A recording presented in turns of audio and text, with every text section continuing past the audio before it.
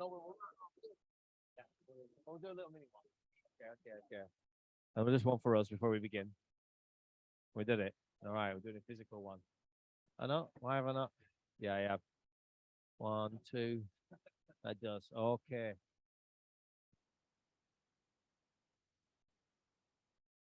It's really weird. I've got a microphone, but I'm used to it projecting. Ting, ting, ting, ting, ting. Everybody clap your glasses. That's close enough, isn't it?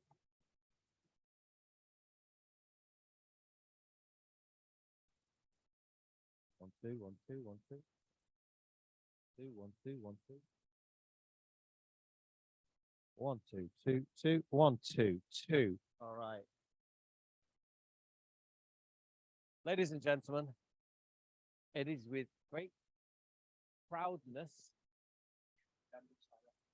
Directional. I'm good with this one. It's okay. I can hear it. It is with a lot of gratitude and a lot of love that I welcome you all to our very first in-person Future Leaders Today Meetup 79 in person here in Manchester. Give yourselves a round of applause.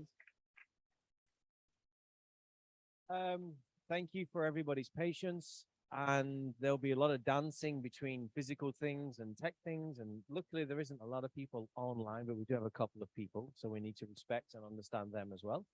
I'm going to work out how to balance this on my ear.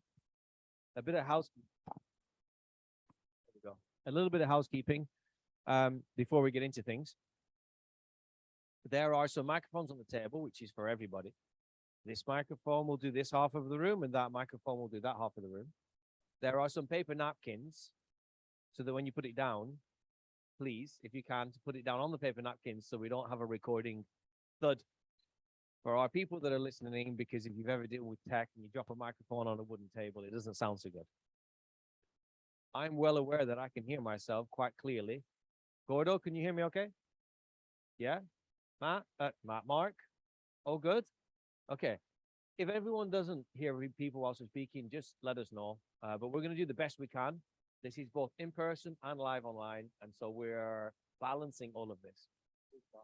Freestyling. You got a mic there, bro. It was a 1, 2. Hello. 1, 2. 1, 2, 1, 2. All right. So without further ado, let us get into why we are here. Okay. So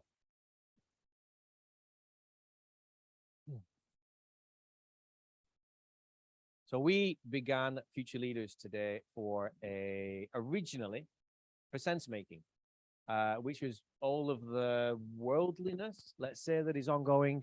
Our idea was, how do we start to make sense of that? It very quickly emerged that making sense of sense making yielded a lot of other problems. And then we discovered that actually financial sovereignty was the biggest thing we discovered. That if we can have more sovereignty, we can deal with more issues that are going on. The biggest issue we found within sovereignty was financial sovereignty. That money doesn't solve all problems, but if you have your money under control, then there's at least a greater ability to face those problems.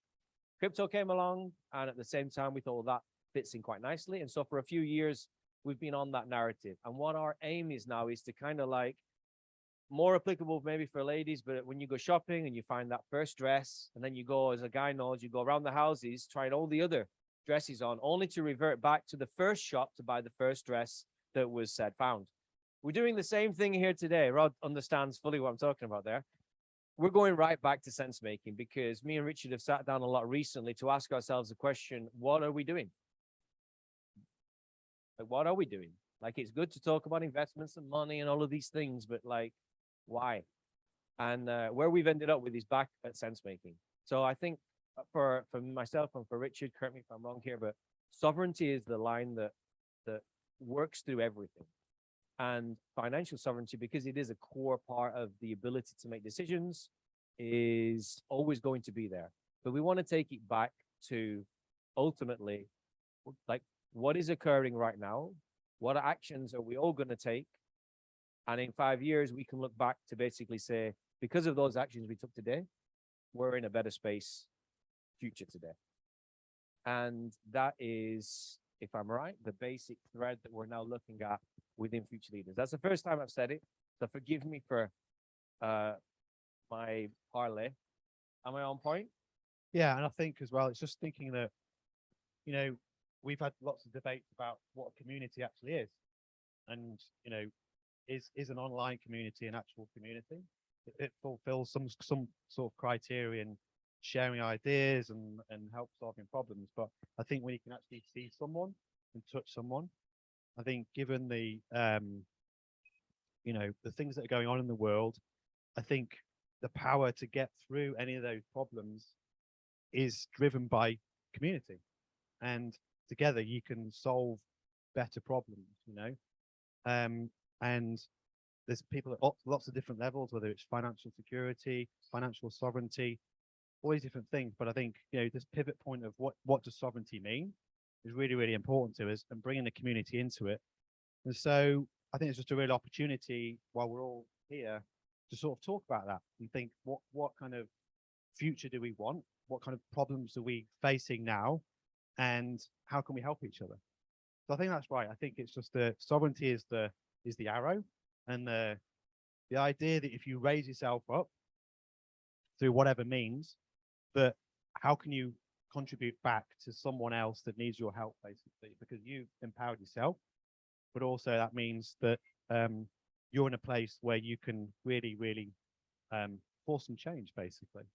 So yeah, given the challenges that the world's in and potentially are coming down the pipe, what are the problems that people are facing, and how can we help solve those, really? So the people here that come from more, I don't want to say spiritual circles, but there's different circles within society, and certainly within my experience, the conscious and spiritual circles, there's a word called safe spaces, or space holding, or safeguarding. And so what we wanted to have within Future Leaders is this idea that anyone that's been in the community long enough will know that we don't promote, we don't spam. There's very few people that come in and do that, and there have been some, and they leave very quickly because our community doesn't stand for it. And so we like having that space. And at the minute we have two groups. We have a sense-making group that's not particularly active, and then we have this traditional sort of more finance group. And the idea is now moving those together, because you, as Richard said earlier, you can't make a financial decision without understanding the options, or at least the space that you're making it in. So we're bringing it all back in to find out where we come to. This is the first time we're able to meet up in person, which is beautiful. And we'd love to do more of that. But the idea is what I love is, although some of you come from quite a far way around, you're all within a stone's throw, relatively. And you all kind of knew each other online.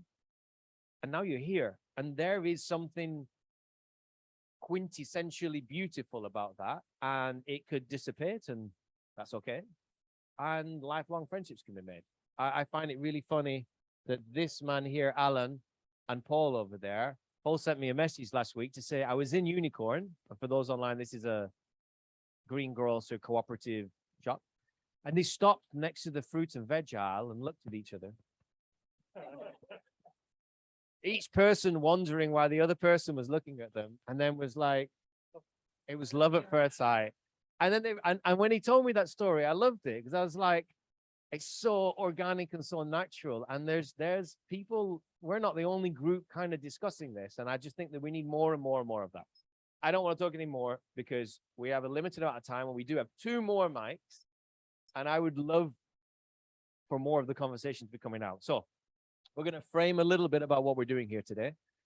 The first half, we would love to talk about present and past. Present is, who are you? Where are you from? Like, you know, we don't want to take too long. There's a few of us here, so even 3 or 4 minutes each is still 45 minutes. But the idea is, who are you? Why are you here? And then ultimately, what we would love, if it feels good, is I'd love to know from our own perspective, why are you even still in Future Leaders? Because something keeps you here. Something's made you drive from wherever you've driven from to be here. And I can't imagine it's the free drinks, because there aren't any. So for some reason, everyone's here, and I would love to hear that, because each person here is for a different reason. The second half of the event, what we're really looking at is, we didn't want to be problem focused, because that gets us nowhere. And I can imagine all of you know someone who just talks about problems. Yeah. So we really wanted to ask, well, in 5 years, if you're still in some sovereign space, what would you have loved to have done over the last 5 years? Like, each of you will perceive a different problem that is occurring right now. Some of it might be very personal, like I can't afford to eat and live. And for some of you, it'll be very worldly. What's going on with this government and that government? It doesn't matter what the problem is. The question is, in 5 years, if you were to look back, what would you have loved to have seen has occurred in your life that allows you to deal with it better in 5 years? So we're kind of bringing in finance, and at the same time, we're bringing in what you're doing. You don't have to share. Yeah, there's enough of us here. But the second half is a sparking of a conversation. And because of what we're bringing in, it also kind of brings in the problem at the same time. I think as well, if you have got any questions, I mean, when we did we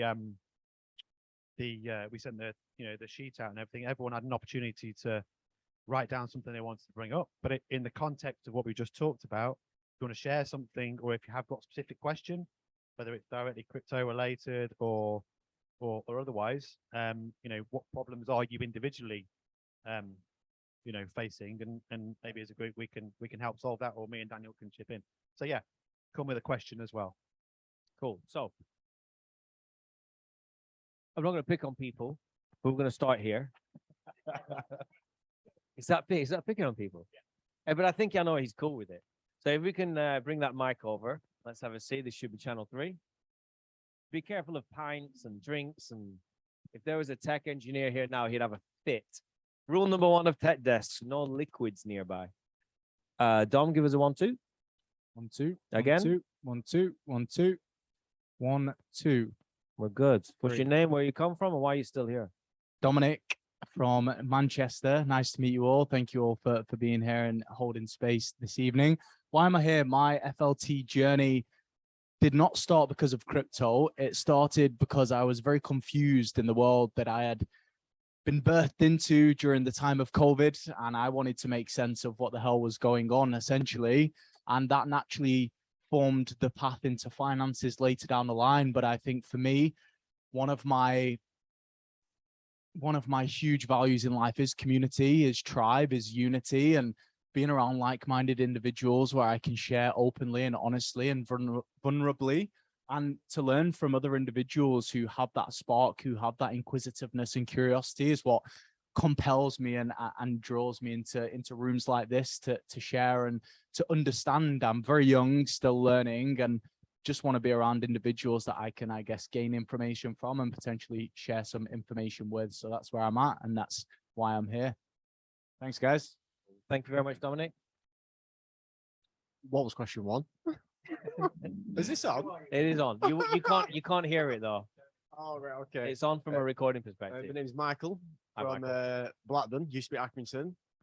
Big up. Lancashire massive. So what's question 2? The second question, ultimately, there's 2 parts to it. The first one is, why are you still within Future Leaders at all? But the other part that I missed is around, if you were to look back, this is for everybody, over however long your, I'm going to say crypto journey, because for a lot of us, that's maybe how we came together. What's your biggest lesson for you?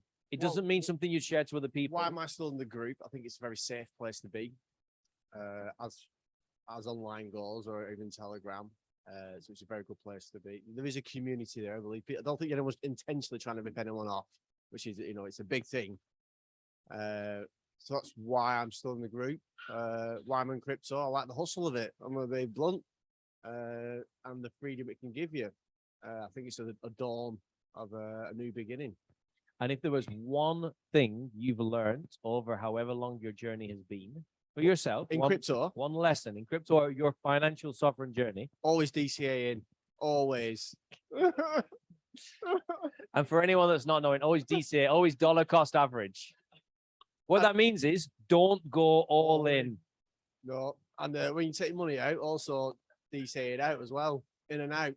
Slow and steady, And in stick and to out. it, even though I know it, don't always follow it. Take profits. I like the honesty of that. Thank you very much, Michael. Hear me, yeah? Yeah, we're good. Sound. Hi, everyone. I'm Jack from Moston, Manchester. Hey, Jack. I forgot the first question now. In fact, before we do, I'm curious, just because we got a camera at the back and camera here. If you're from Manchester, just put your hand up. One. Wow. Is that it? You're close enough to Manchester. If you're absolutely not from Manchester, put your hand up. Big shout. And if you didn't put your hand up, put your hand up. I'm just curious. Okay, wow. I thought there's more from Manchester than that. Really honor and appreciate all of you. Jack, carry on. Yeah, for me being in the NFT, I don't know if in the crypto community have you seen at the beginning, my first thing was, have you seen the Mr. Krabs meme where he's like, what do you want? It's like money. It's just like, that was it for me at the beginning. It was just all focused on financial, but then as time's gone on and I've experienced people within the group and what you guys teach, I've kind of gone, this is actually more than what I expected. And I really love it.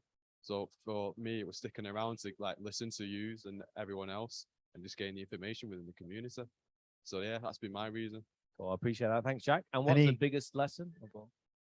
Yeah, my biggest lesson is how much larger the crypto space is and what it can actually be utilized for in the long run, as to how I see it growing over my time on this planet. So I think, yeah, getting involved in it now would be a great benefit for me in the future. And do you have any burning questions at the moment in terms of crypto or, what we talked about earlier, the sovereignty? Sovereignty. My main question would have been more learning about the staking of crypto and like currencies and how that works basically throughout it and how to manage it. So that would be mine. Okay, man. Thank you. Hello, everyone. I'm Matt. I'm from Manchester. I've been in and out of crypto since 2015. Made some money, lost some money, like many people maybe around this table. It's been an interesting ride, and I think I'm still in the FLT group because a lot of the due diligence and research, which I've really respected for quite a while now, and this can be a dark space, right? There can be a lot of bad actors, and if you don't have a community where you can soundboard things through, you can quite easily get lost in the source and things may not go your way. So I think one big thing that I've learned is fast money is dangerous if you're not ready for it, and it can come into your hands and out of your hands as quickly in both scenarios. So I think that's why groups like this are very, very important, to be able to sense check things, research things, and discuss it as a community. And it's going to help you go forward in a good light, I think. Any burning questions at the moment or things you want to talk about? I think the main thing on my mind is discussing, if people are open to it, sort of portfolios and where people are diversifying into both holding, trading, passive income, and what that looks like for different people. Yeah. Cool. Thanks very much, Matt. Thank you.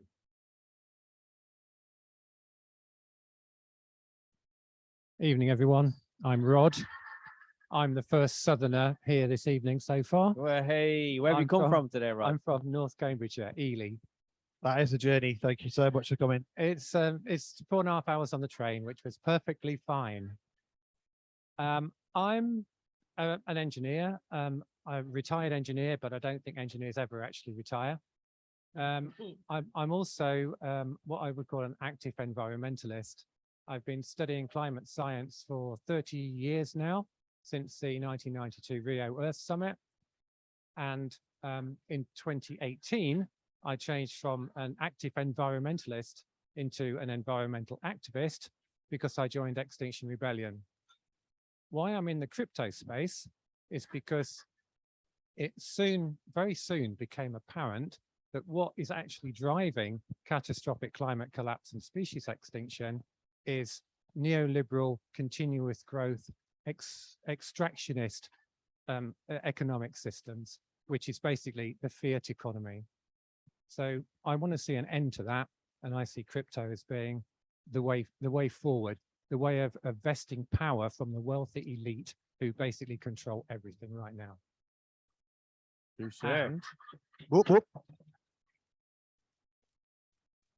And, my concern, which I also put on the message, is I'd like to talk a bit about security, even at very basic levels. and I spend too much time on Reddit, which is probably why I want to talk about security. Security as it relates to crypto specifically and keeping your own crypto. Yeah. Okay. Reddit is a wonderful and dangerous place, but it's safer than 4chan. I can say that. Spend a lot of time on 4chan. I try not to. Hi, I'm Louise and I'm based just outside Chester. I got into FLT through like property investing as just another way of diversifying investments. And the reason I'm still in the FLT group is just because the community is so supporting. Like I've never asked a question that's not been answered, or like if I've got any concerns, everybody, like not just Richard and Daniel, but everyone else in the community kind of is always willing to help and share. And one burning question really is I've been doing a lot of research around the Ethereum merge that's coming up. And I'm just keen to get people's opinions on how they think the price of Ethereum and in the short term and the long term is going to be affected on the run up and after the merge. Good question. What was the last bit? Sorry. Cool. Thank you very much, Louise. Hi everyone, I'm Beth. I'm from the Wirral. Don't know if many of you heard of the Wirral. I got into FLT mainly through crypto. And why I'm still here is I'm sure a lot of you've been in Telegram groups like that are just spam and not a lot of sense making. I know Daniel touched before. Anything like that. People in the community are not in this community, just sort of, that's not what we're here for. It is sense making, it is, supporting each other. So yeah, that's why I'm still here. I might not be the most active member, but I do read everything and I do catch up on the calls, just because of scheduling. Wasn't able to make the Tuesday night calls, but I do catch up on them all. Do you have any questions you'd love to throw in or anything like that? Or even your best, I suppose, personal experience you've had since being in whatever space you want to call it? Just enabling me to critically think further. Like I do have these ideas in my head and you just think, oh, am I the only person thinking this? And then obviously you read the community and then, there is a lot of other people thinking exactly the same thing. That you wouldn't normally get in sort of, well, I personally don't get them a normal sort of walking life. So yeah, it's great to meet everyone, and yeah, it's still great to be here in the space. Cool. Thanks very much, Beth. 2, 2, 2. Yeah. Hi, I'm Gordon. I'm from Manchester. What was the question? Why am I here? Why am I? We could have a lot of questions, Gordon, but like, why are you still here? Still here. Because you've obviously made some journey to come down here. Yes. And so what is it that still keeps you in FLT? And you can either throw in a burning question after that, or your greatest experience that, you've taught yourself in the last few years. Okay. So the reason I'm still in FLT is quite similar to a lot of the other answers. The community, it's really leveled me out and taken away a lot of anxiety around crypto and into it. And I suppose one of the things I've really learned is not to panic as much when things start going down, and not to get too excited thinking I've got loads of money when it's gone up. Until you take it out, it's not yours, is it? There's lots of things that I've been learning, and I'm just excited. Another reason I'm still in it is because there's so much to learn. It's just changing. It's changing all the time. So, I haven't got much more to say really. That's cool. Thank you very much, Gordo.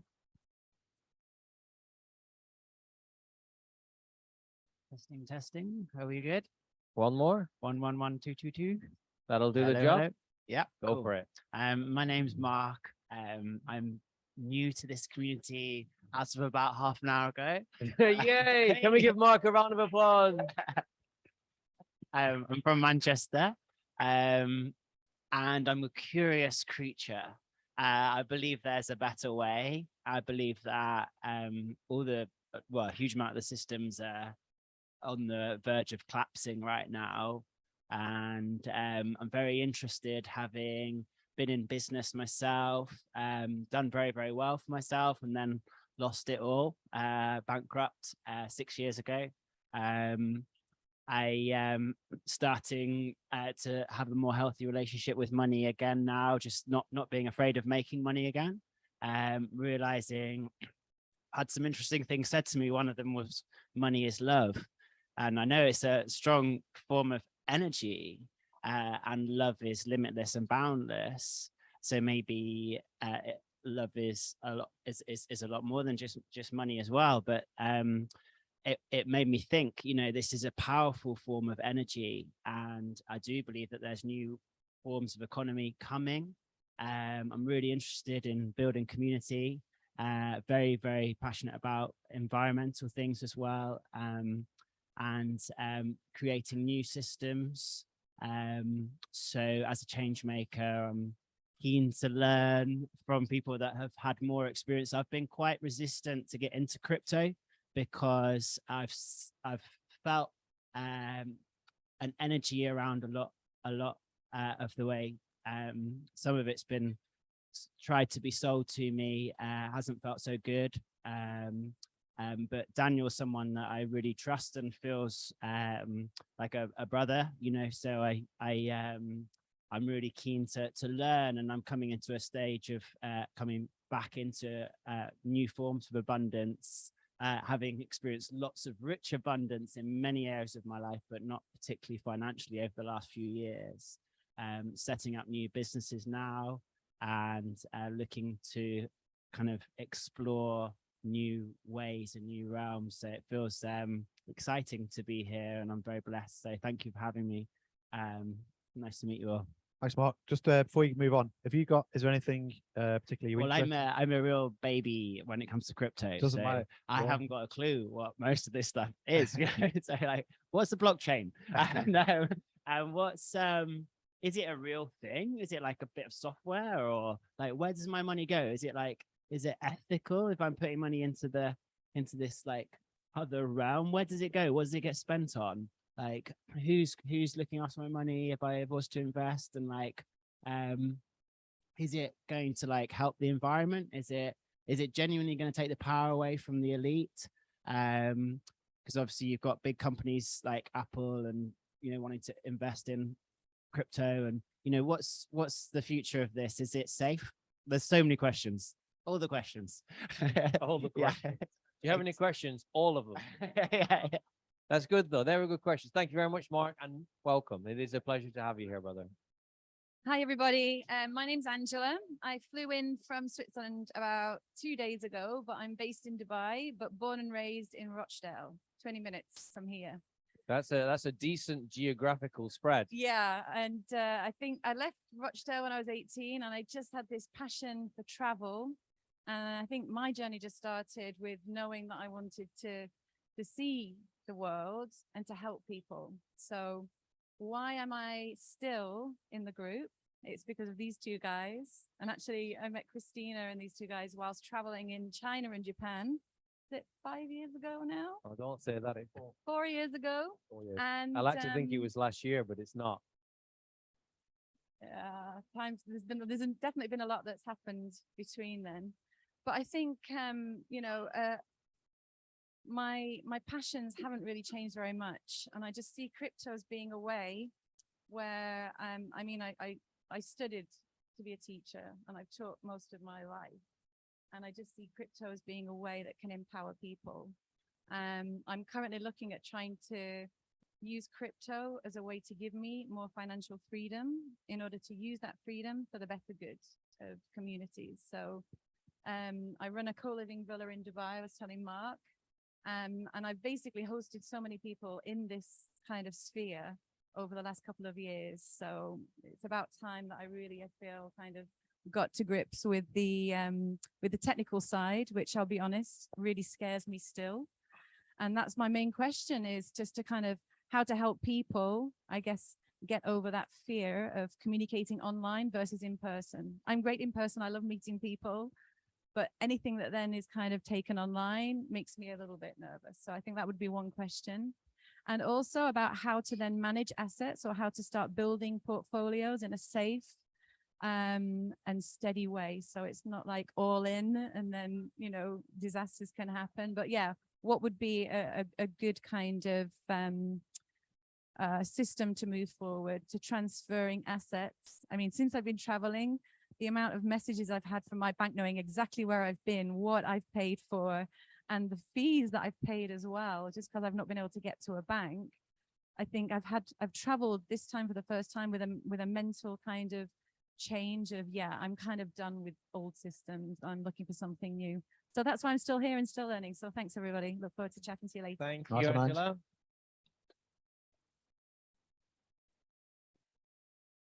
Hello, everybody.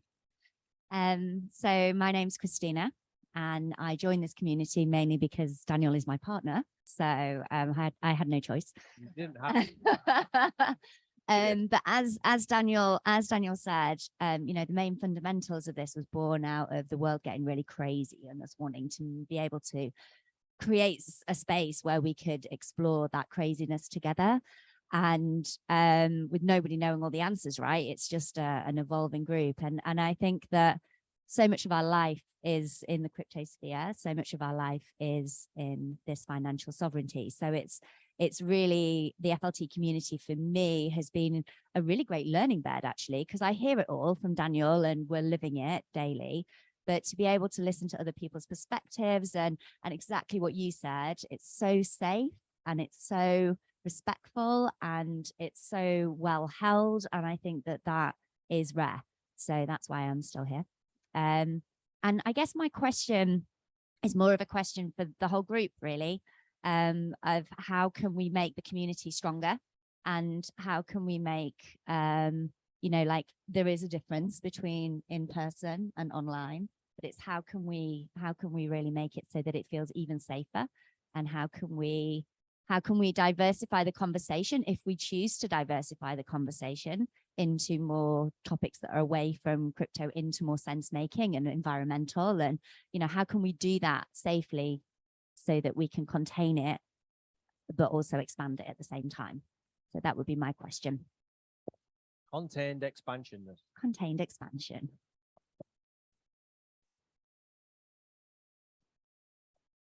Hi, my name's Paul. I got into FLT about 2 years ago, I think it was, introduced to Dan and Rich through a friend. I came into some money through a redundancy, and having had no financial education whatsoever and having a pretty negative relationship with money, I had no idea what to do with it. And within a couple of months, my life had completely changed. So eternally grateful for all the knowledge and learning that Rich and Dan have passed on, and everybody else in the community as well. I stay in the group because I feel like I learn something every day. No matter, there's tons of messages and it's hard to keep on top of them sometimes, but there's always a little nugget in there that you take away.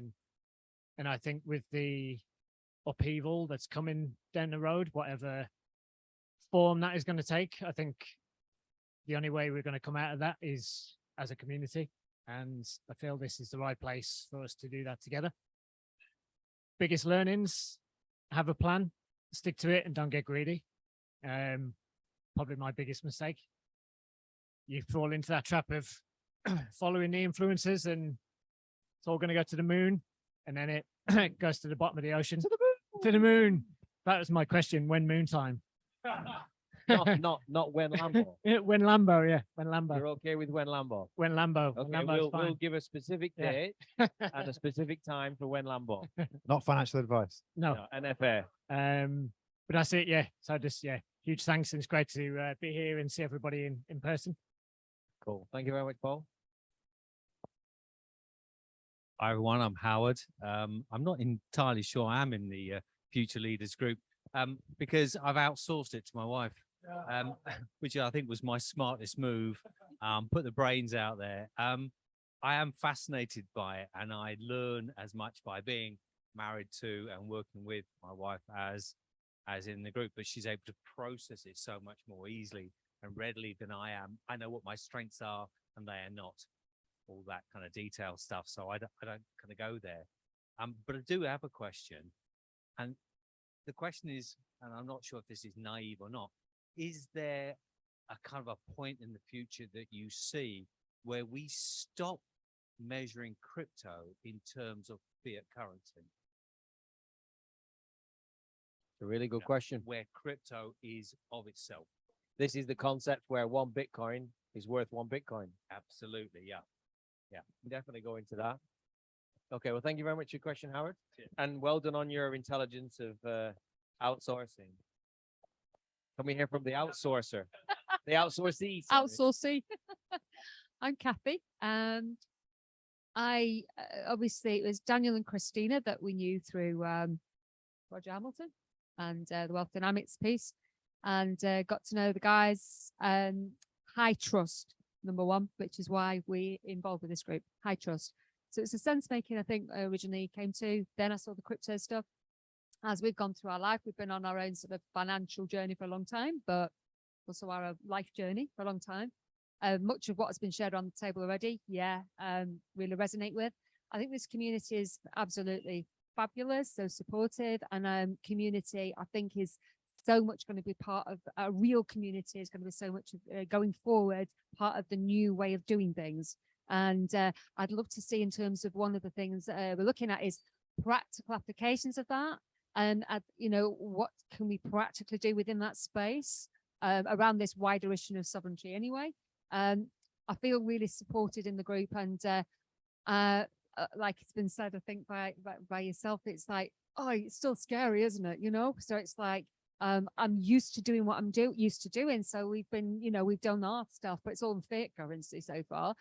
I understand this, that the value here in blockchain. I didn't understand before, but it's okay, right? This is applications for so many things. I really love what you were sharing there. I'd love to talk more about the environmental aspect of all this, because in my opinion, there needs to be a fairer world that treats people, animals, the planet we live on, just treat each other with fairness and with kindness and compassion. And ultimately, this is the thing that really matters, and why we're in the group. I think it doesn't matter, the money, and it was expressed by yourself beautifully. I thought about, you mentioned about money and energy and love. And in a way, it's about abundance and scarcity, and we're being forced into a scarcity model. If we stay tuned into what's coming into our streaming in all the time, we're tuned into the scarcity and the fear, and keeping us away from our true space of that, that space that we all have, that ability to create inside us. We're all creators, and coming together in this way, we can feed off each other and help each other to create that new future. So that's kind of why we're here and why I carry on being here. And I'm very, very grateful for you guys. Thank you. And to everybody here. Thanks so much. Thank you. Thank you very much, Kathy. Hi, everyone. People call me Simon. That was a tradition first started by my parents a long time ago. Is it still continued today? Well, I don't know. Call me whatever you like. Whatever you like. That's a long word to say. I'll stick with Call Simon. me Simon for short. Simon for short. You can call me Simon. I'm here and continue to be in this space because, frankly, the world has gone mad. And the world has gone especially mad since 2020, I feel. Morality has been inverted. Good is bad, bad is good. Nothing makes any bloody sense anymore. Governments have overreached. Governments and corporations are merging under public sector, private sector initiatives and partnerships. This is a very, very dangerous time for anybody that's anyway orientated around freedom, such as myself. We're being transitioned into a new monetary system that gives central banks control over fiscal policy and monetary policy, and does away with commercial high street banks as we know them, and means to say that we will all have an account directly with the central banks. So this is a massive concentration in power of into an increasingly small, tiny elite of people. So although I do take an investment perspective on cryptos, my main motivation for being involved in cryptos is the DeFi space. Freedom is my single highest value. It's what motivates me. It's what has always motivated me. And I don't think, to give an example, I don't think if Richard there or Jack there, if either one of those were to pay me a tenner to cut their hair, right? I don't think that's a matter for government oversight. I don't think that's a matter for corporate oversight. And I don't think that's a matter for banking oversight. That's a private matter between individual citizens, right? And it's that reclaiming of our financial sovereignty and our freedom and our independence, because it's under threat and it has been eroded and taken away on a daily level, an absolute daily level. And so that's my motivation for being in crypto. And I would also say we need to learn to cover our arse within the cyberspace and dust over our tracks. I'm aware of it, but I ain't done nothing about it because I don't really know how to do it. I'm hoping I might learn from him. Okay, so that's where we're at. I'd say there's a course we did. Yeah. It's not As the a course dusting your tracks course, though. No, but it talks about security and It privacy does. and a lot of that stuff. So that's a good place to start. So you've posed a lot of things I think we fundamentally agree with. You know, everyone's got different angles about thinking about these things. I'd ask, what is your question at this point for this table? What what's the one thing that's, your burning question? How to dust your tracks? What is my one burning question? Okay. I see the centralization of power between banks, corporations, governments, the emergence of these things. I see a vice-like grip being exerted upon the rest of us, but I see a lot of pushback too. Not only the crypto space, but I see people going off grid. I see people home educating their children. And I see a lot of very practical resistance, not just the traditional protests and letter writing to MPs and petitions, but really creative things happening within the last 2 years. My question is, will the other side win or will we win? Who's going to come out on top of this equation? Good question. Not too sure we can answer it, but we can throw it in the mix for sure. Thank you very much. You're welcome. You're welcome. Simon, for joining us. Thank you, sir. Simon, I know some decent psychics. Hello, I'm Alan, and I'm here because, well, I met Daniel and Christina in the Wondering a few years ago, and they were running some meetings called Entrepreneurs for Good. And I thought that looks interesting and just kept going to those. And then when lockdown happened, I had nothing to do. I couldn't work, and Daniel was running these Zoom calls. So I started to get on them, and yeah, I ended up dabbling in crypto, which I'd never done before and never thought I would do, would never have done if I didn't trust the integrity of Daniel and Richard and Christina and everyone involved, really. It's that level of knowing that they have great knowledge, experience, and integrity that allowed me to do that. I've made mistakes along the journey. I think one of the biggest warnings I'd have for people, and this kind of reflects what Mark was saying about people trying to sell you things. There are a lot of multi-level marketing crypto-related schemes, and a lot of people who they lose their integrity because they are rewarded for recruiting people. So whereas Daniel and Richard will never do anything like that. They will just tell you about things to the best of their knowledge and their wisdom and experience, whereas there are other people who basically they're sharks who are out to get anything they can. They don't really care whether something's right or wrong or good or bad, as long as they're getting their cut. So I think that's one of the biggest things to look out for. And can't think of any questions. Okay. If there's no questions, your sharing and your experience is good enough. I do have a question actually. Are you running a Linux operating system there, Richard? No. Do you have a VPN? Oh, good. Daniel, do you have a VPN on that? If I'm to specifically answer your question, yes. That's not the question though. Is it on? Is it on? No. But I have a reason why it's not, but it starts to, what is that thing that teachers say? Don't do what I do. Do as I say, not as I do. Like Michael said. Like Michael said. Oh yeah, kind of saying in.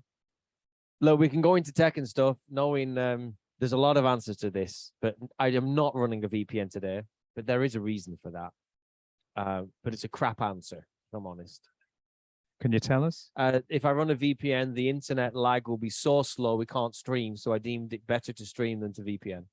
Because you also have to understand what a VPN's for. And if I turn a VPN now, I promise you this, it does nothing. I'm connected to a local Wi-Fi anyway. So like VPNs are good, but they're like, sorry to use a crude analogy, but if someone says, do you have a condom? Yes. But that doesn't do anything. You have to actually like there are certain applications where a condom is irrelevant, such as if you're on your own, it doesn't serve a purpose. So it's one of these things that it's a tool and it's applicable in certain circumstances. Unfortunately, yes, I do use rather extreme analogies, but they have an impact on the system. You won't forget that. So a VPN is useful, but it doesn't always solve any problem. That's my answer. My maths teacher used to say, the ruder the better. If you want to remember something, the ruder the better. I learned Spanish off a guy who had the most obscenely rude metaphors, but I came out after a 3-day weekend intensive speaking Spanish. So someone said, I want to take my 11-year-old kid. And I said, well, they'll learn Spanish, but they'll ask you a lot of questions. Like, what's that, mommy? And you might feel awkward about answering it. Spanish, leave it at that. Okay, look, first of all, I really just want to do this. Can we all give ourselves a big round of applause? Because I'm really glad that we managed to do that in 1 hour, well, 45 minutes, which is impressive given the size of the group. What I'm going to do now is just summarize a couple of things. We're then going to take a 5-minute break. How many minutes? 5-minute break for a refresh, toilet, stretch your legs, cigarette, chat, whatever you want to do. We're then going to come back because we're going to go probably till 9 p.m., which is in 55 minutes minus a bit of a break. And that gives us a bit of a time to discuss what's come up. But a couple of the big things that really came up from there, and it's something I want to make sure we leave as an imprint here. And it was a word you said, a couple over here, and Rod said, and then it was paraphrased in other ways, which is trust.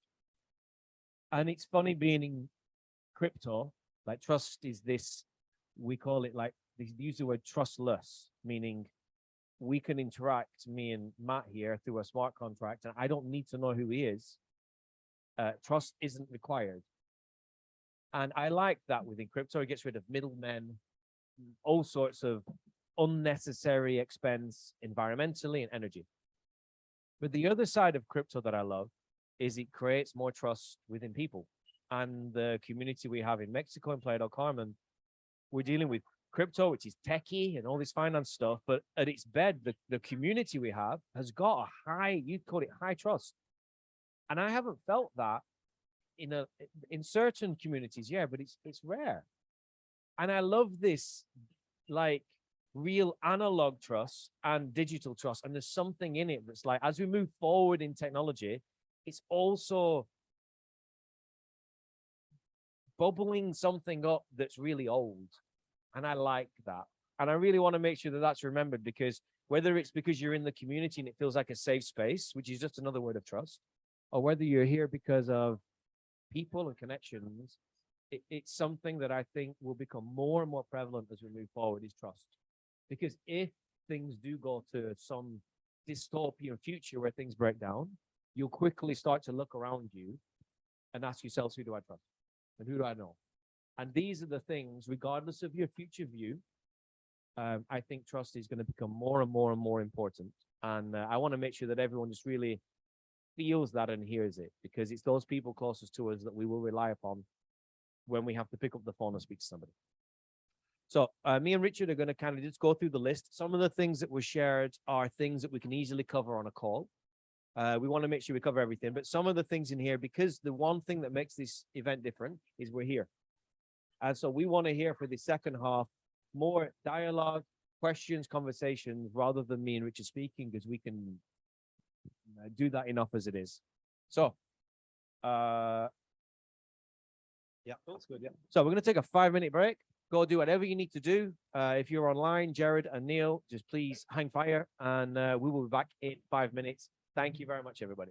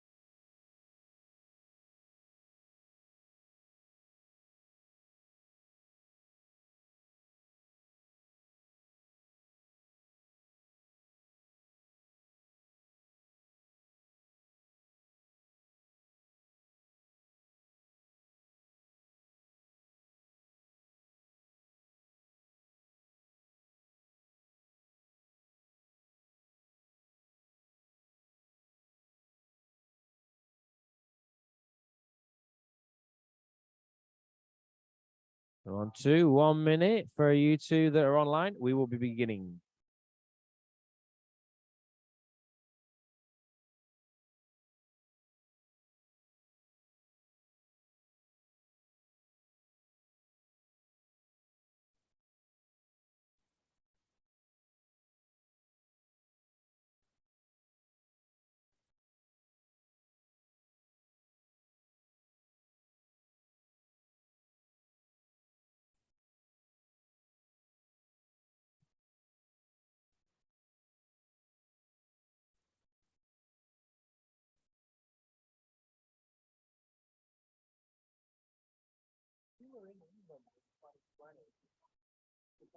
Yeah, we left in December 2020, and we were already doing them for I'm going to say February 2020, because in my head I've got about 2 years, so it's probably 2 and a bit years.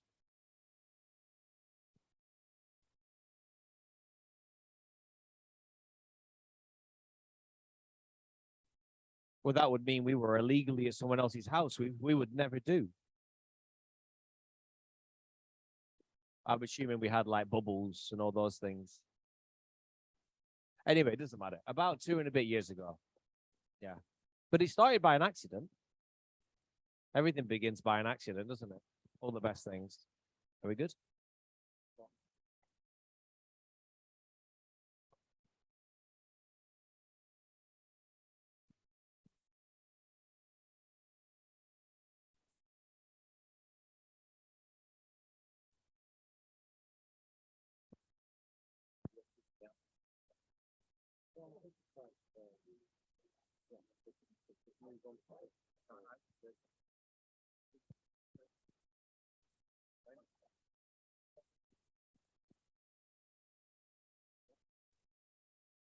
Okay. Okay. Everybody present, say aye. Anybody not here? Always one. Always one. That's good. Okay. Thank you everyone for your shares. Thank you for your some beautiful words, some really deep questions, and obviously way too many questions we can answer here. I think this cable is broken. Something's on this mic, definitely. Just for your own knowledge. I want to say a big shout out for Alan for bringing all of this gear. Can we give Alan a round of applause? We suddenly realized the tech we had was insufficient for the number of people, so we had to quickly pivot 6 hours ago. And I think we did a good job. And we did good. Thank you. So some of the questions around, particularly around security and well, actually, to be fair, mainly just the security one was the big one, which we've already covered. I think Rod, you asked it. Module 7 of the course is all on security. And Angela, module 8 on the course is all around tech and moving online and utilizing stuff and a bit of security as well. We can still cover that, but because they're already kind of covered, what we're trying to do is we're trying to use the course that we've made to reference back so that we can go into deeper things, yeah? What I really want to try and do now is I'm going to try and group about 4 or 5 points that were made and kind of round them up into one, because we kind of believe they're ultimately saying the same thing. We're just coming at it from different angles. And if I was to TLDR, too long didn't read it, it fundamentally is a few words: community, elites, ooh, or we can also use the word there. That comes up a lot. That's what we do, yeah. They, ooh. So community, there, and who will win? Which is, I don't necessarily like that question because it has a loser within it. But rather than being an ass about pulling language and words and everything, we ultimately know what we're trying to say there.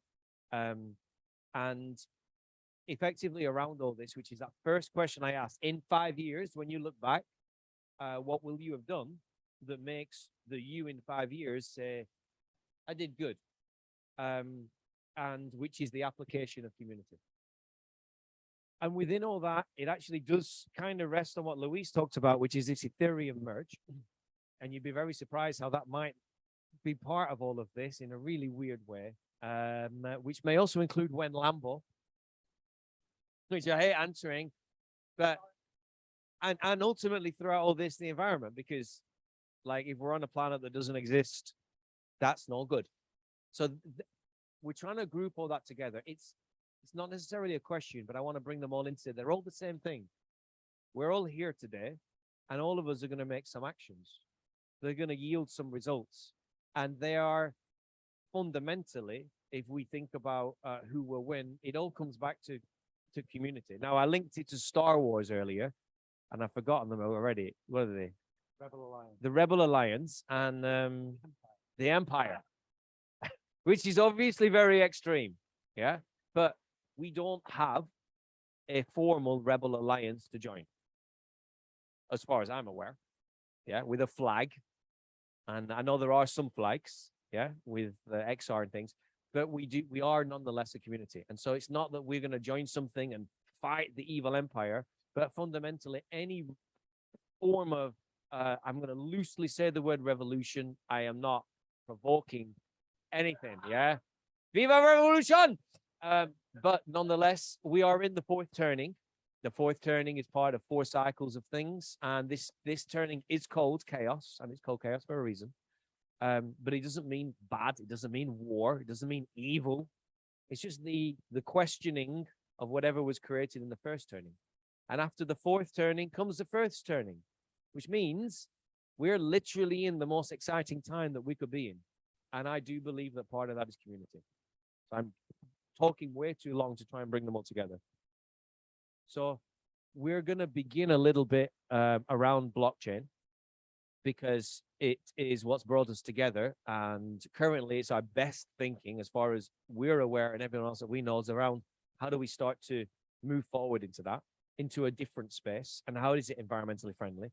But I want to make sure we're covering where Ethereum comes into this, because Ethereum is moving from a proof of work to a proof of stake, which on the one hand is better for the environment, but on the other hand, just creates an identical fiat system within crypto.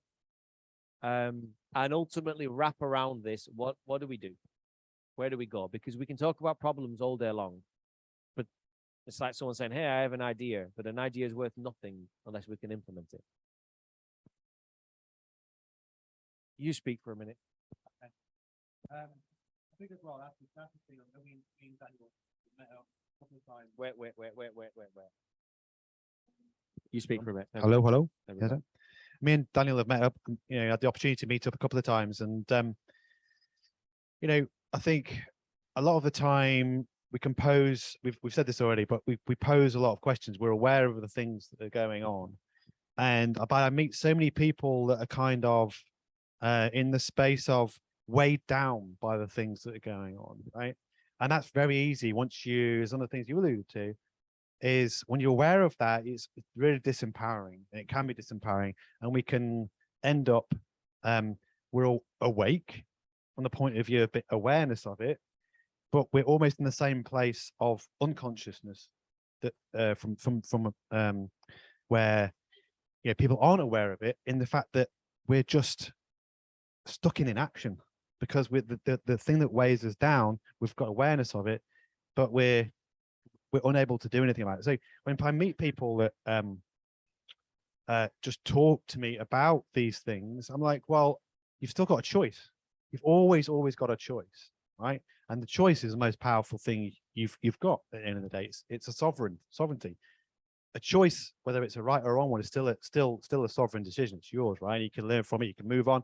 We've all got stories here about the things that have gone wrong and decisions we made and all the rest of it. But you've still always got a choice. And then it's around, well, what are you going to do about it? And that's our watchword now. And it's about the community and about what we're going to do. And where crypto comes into it, it's like, it's still a tool, crypto. Yeah. And as it develops and it moves and it expands, that tool can be used. It can be co-opted in the same way that the financial system, the banking system, has been co-opted and being used against us. And in other ways, it's really good. But I think the good thing about the community in crypto is that we talk about it in the course as well, is that people that become wealthy in crypto, if they've got a belief about it and they make some decisions and they learn from their mistakes, but over time, because if they understand what blockchain can offer and what certain cryptocurrencies, not all of them, can offer, they can become wealthy through that. And that wealth, that sovereign financial independence, allows them to move into a space where they are fundamentally good people, like everyone is around here. If we all became wealthy, think of the strength we've got as a community, right? So I think we've still got that choice, always got that choice, you know, and it is just a tool.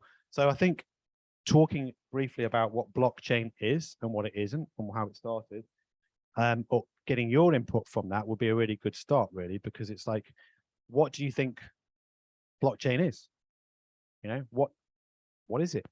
You know, can anyone here, does anybody want to have a go at explaining in their own terms what they think a blockchain is? And does anyone here who can speak for themselves or somebody else who would say that blockchain is bad and bad for us, or is part of feeding into the generic badness? So that's what my first question. We have 2 microphones, a few minutes.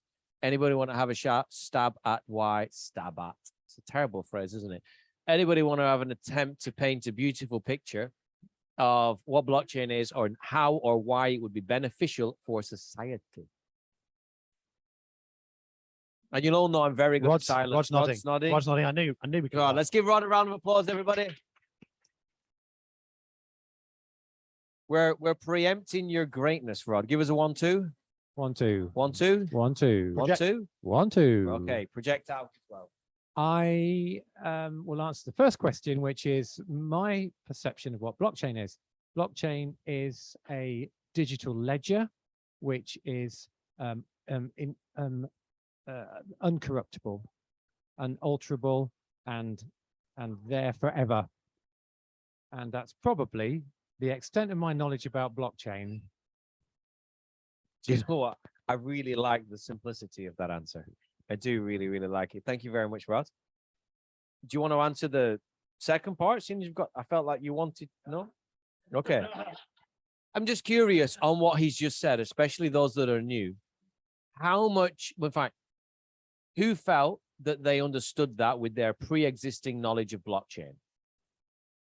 Who, and be honest here, no offense, Rod, who heard that and still has no idea?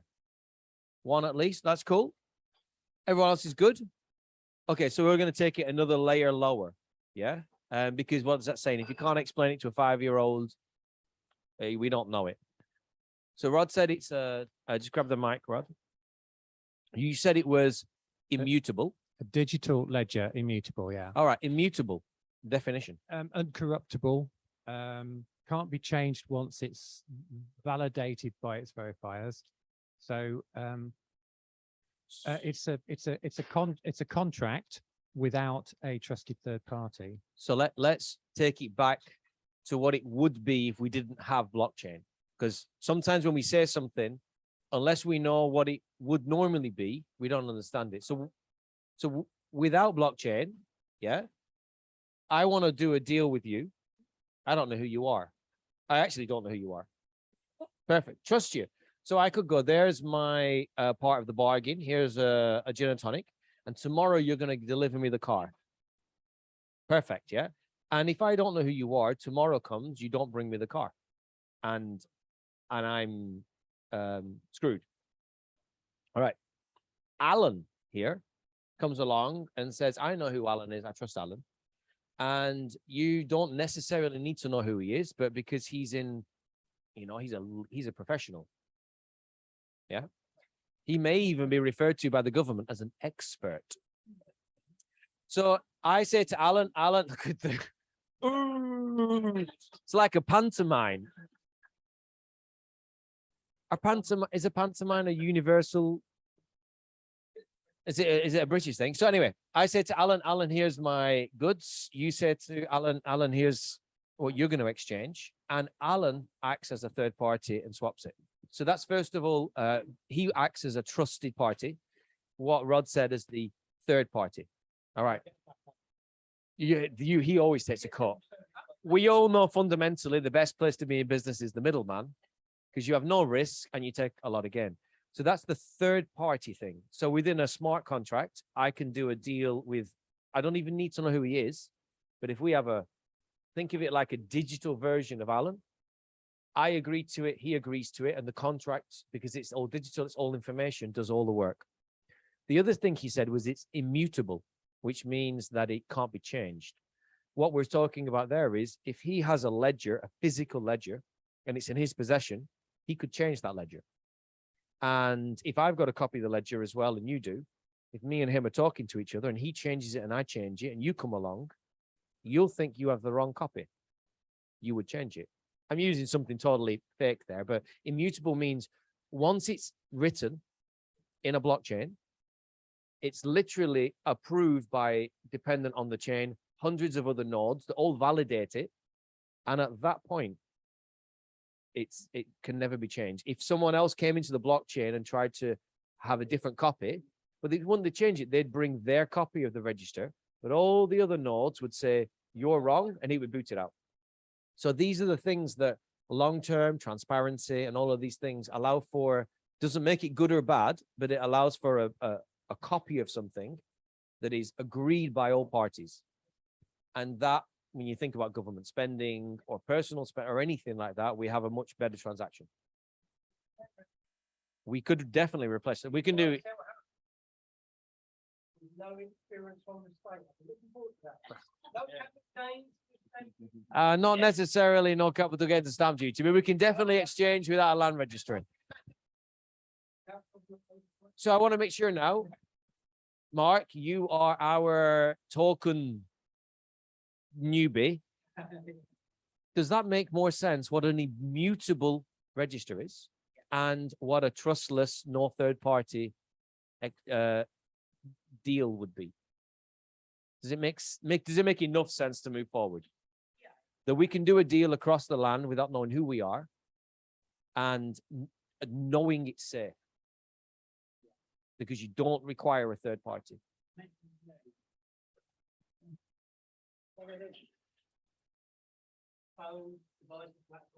Yeah, but in blockchain, it wouldn't be that.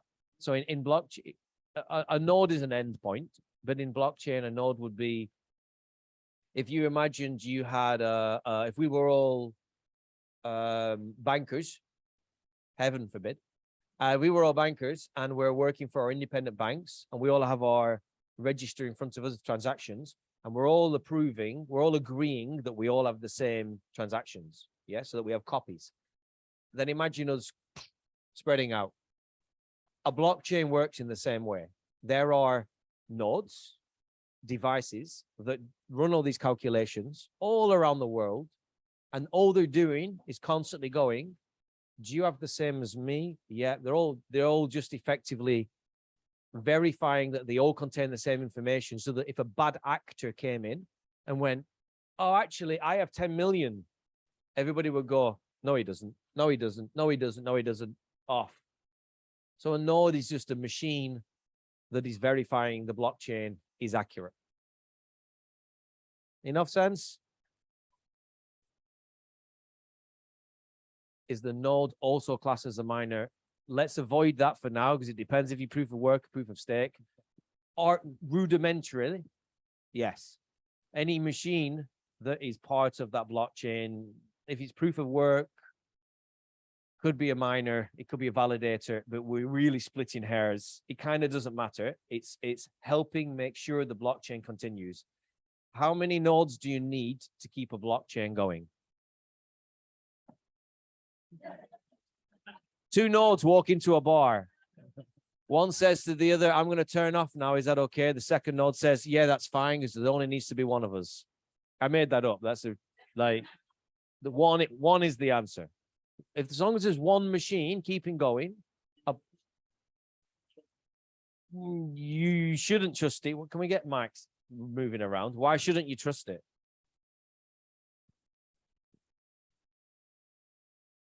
There's only one person checking.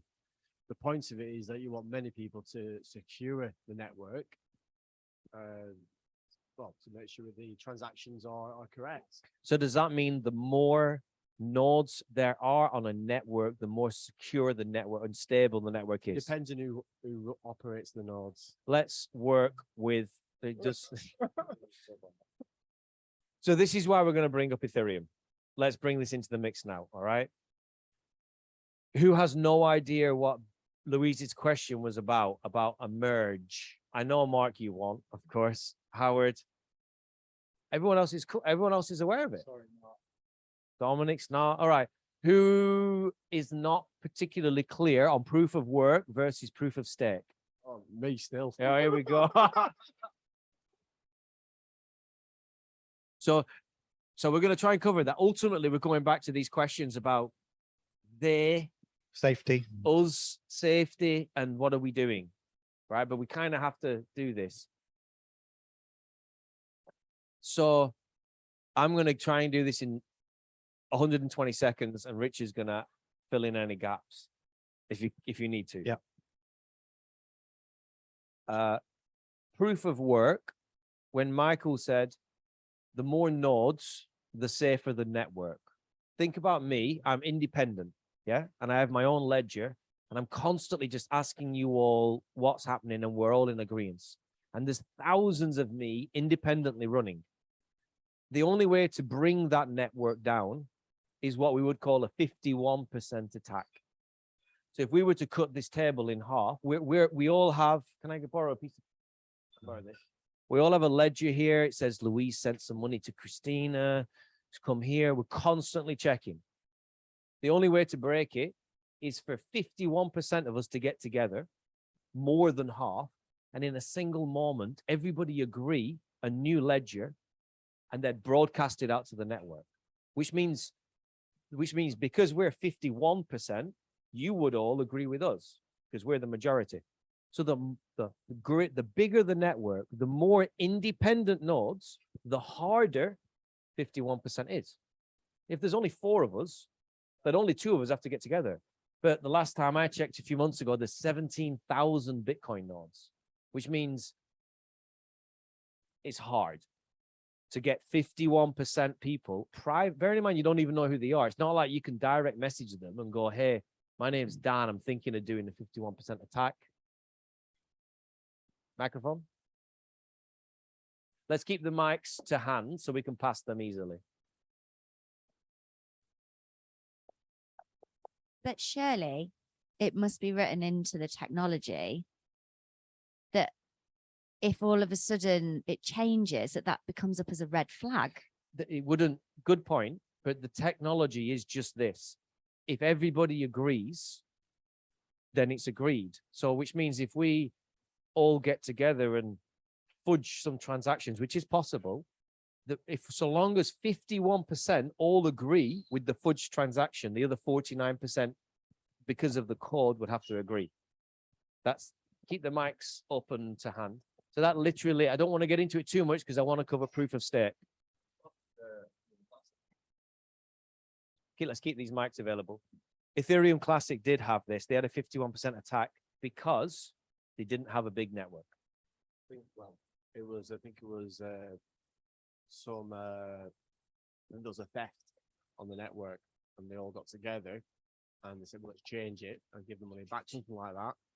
And then Ethereum Classic splits because they said code is law. Code is law. Code is law. So then you've got Ethereum Classic and new Ethereum because they all got together and changed it. So once again, is that, I don't know if that's right or wrong. This is the question, isn't it? Because we're talking about decentralization. The idea of all these individual nodes means there's no central power or decision happening on a majority. Well, not on a majority, but just a centralized power. So the idea is about, we're talking about decentralization, but then you've got different types of decentralization. I mean, do you want to talk about proof of work and we just need to whistle through it pretty quickly. Well, let's just really cover proof of stake as the opposite. Yeah. So if proof of work is lots of independent people agreeing something, proof of stake is whoever owns the most has the biggest say. So the best analogy I heard for proof of stake is it's the digital crypto equivalent of money.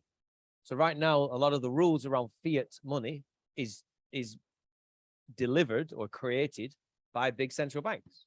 And we just receive whatever we receive. So moving crypto to proof of stake will mean that the decisions of what happens on the network and the validation, meaning who has what, is done by whoever owns the most. And there's simple logic in that, but the reality application of that is the people that will own the most are large institutions, big central banks, because they're getting in. There's a big argument at the minute that Ethereum is pretty much the banker's token. It doesn't make it good or bad, but there's a huge push, and they use the environment for this a lot. What is it? Don't change, what's the Bitcoin statement? Change the code, not the climate, which basically is the push to say why Bitcoin's bad. And I'm not denying the amount of energy that Bitcoin uses, but it's relative. We have to always remember everything's relative. Don't question how much gold and meat and fiat uses, but Bitcoin's bad. So grab them, pass the mic to Rod if you want. So I just want to explain, I want to summarize it finally. Proof of work, anybody can jump in and do their bit of proof of work. There's thousands of nodes. Proof of stake, only those with the biggest stake will have a say. And that's one of the biggest differences between them. Rod? In environmental or carbon emission terms, YouTube, then China, then Bitcoin. In terms of energy usage. In terms of carbon emissions. Yeah. So what did you say the other day? Stop watching YouTube if you wish to help the planet. Where does fiat fit in that ranking? The basic sums I've seen, astronomically higher than everything. Like when you include driving to work, the money printing, think of the infrastructure to keep money going. Like it's huge. But I do want to caveat something here, and I haven't published it yet. We were at Medicine Festival 2 weeks ago-ish, and there's a guy that spoke who basically said cash is our savior. And he said once every day, like we're all like, oh, but cash is run by the government and everything. And he said the problem is now we have a bigger enemy, which is central bank digital currencies. And all of a sudden, with the invention, with the bringing in of this digital form of currency that will track everything, cash all of a sudden is actually quite... Cash is anonymous. And what's the old saying in business? Cash is king. And so he said it's ironic. And this was a real proponent of blockchain. And he said everything. He's like, all this beautiful stuff that's coming. He said, but at the end of the day, he said, we've seen a huge resurgence in cash this year. And he said, like, literally, it's the last bastion that when people realize when something's turned off and the bank account's frozen or the internet goes down, your cash is cash. Still works. Angela? I was just going to say, I still don't understand about the Ethereum merger, but I've spoken to just a couple of people about it, and they said that it's made them quite worried and that they don't have the same faith that they had in Ethereum. So what's to stop the same thing happening with Bitcoin? It's my main question. And then maybe just clarifying a bit about the merger with Ethereum. Well, the Ethereum merge is basically is moving it to proof of stake, and it's another fork in the code. We can't really go into it too much detail in here because I've had a few drinks as well, so it's fairly complicated. But that is the same thing. It's that I think a lot of the shake in the market is currently around the Ethereum merge. I think someone was talking about prices earlier. I think you, Paul, or no, you, Alan, as well. I think that's what's happening at the moment, and it's about whether the price of the Ethereum merge is priced in. But I think as well, we were talking earlier about what is DeFi, because DeFi means decentralized finance. You have traditional finance, which is the banking system and the mortgage system and all the fiscal stuff. And then you've got decentralized finance, which is, we talk about it in our course, which is being your own bank. And that means that you can take some assets and you can generate more assets through different activities on the blockchain in order to, A, control your own assets, but also contribute to a system to earn interest or various different things, basically to be your own bank and bring income in some ways. But the question was, and that's what decentralized finance is. It's allowing you to be decentralized and untrackable.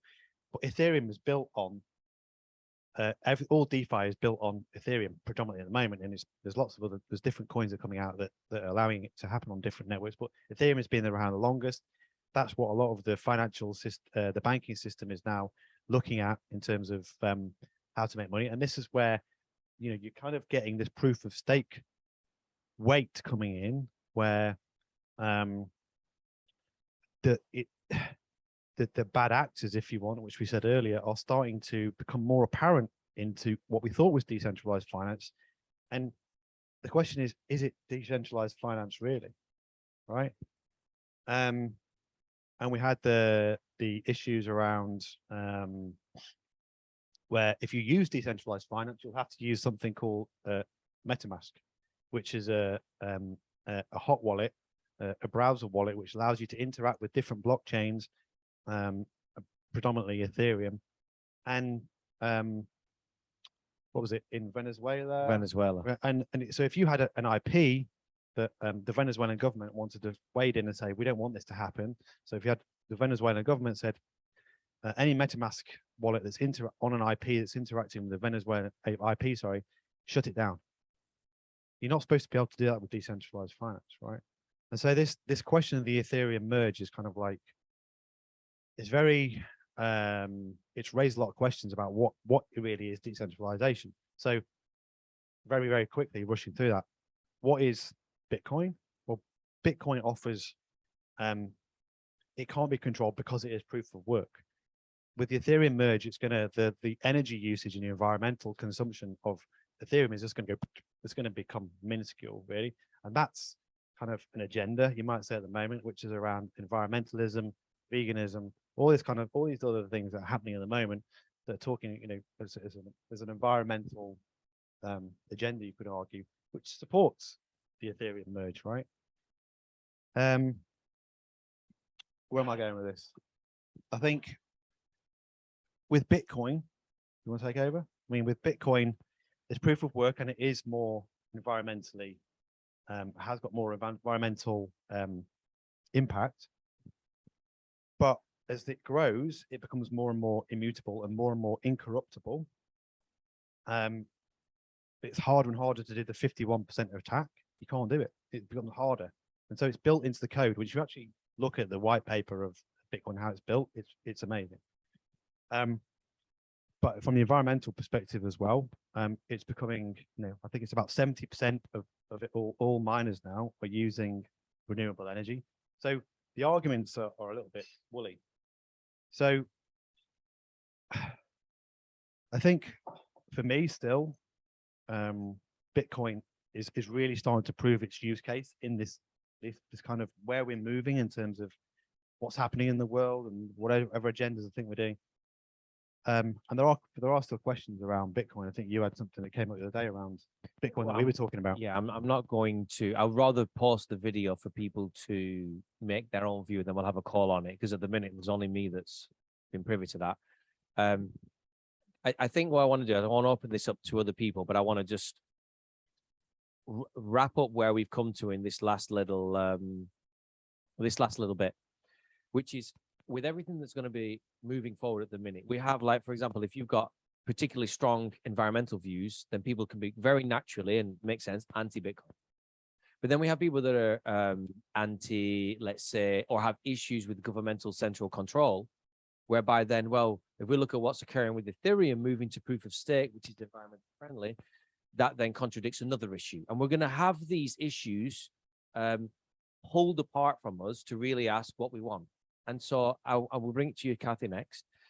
It's this idea, because I want to come back to community with it, because there's that old saying, like, every pound casts a vote, or every dollar. But not only is the dollar we're going to cast a vote, but where we spend that dollar, digitally, cash, or electronically. I'm specifying electronic, meaning me sending you a bank transfer, cash, and digitally meaning crypto. So that pound that we spend casts a vote, but how we spend the pound casts another vote. And we're moving from like almost like a 2D graph to a 3D graph to now some sort of abstract 4D graph, where all these things are different. And there's no easy answers to this, because on the one hand, we could take the long view of what's best for society. But on the other hand, if in the short term we don't even get that far, we have to take a short-term view, meaning where we might have to let go of a belief we have at the minute in order to make some stepping stones. And the reason I say that is because someone said, how can you believe that Bitcoin is the answer? And I said, I don't. I just believe it's the best answer I have today. If I take Bitcoin out of the equation for me, what am I left with? Like, I'm not pro Ethereum.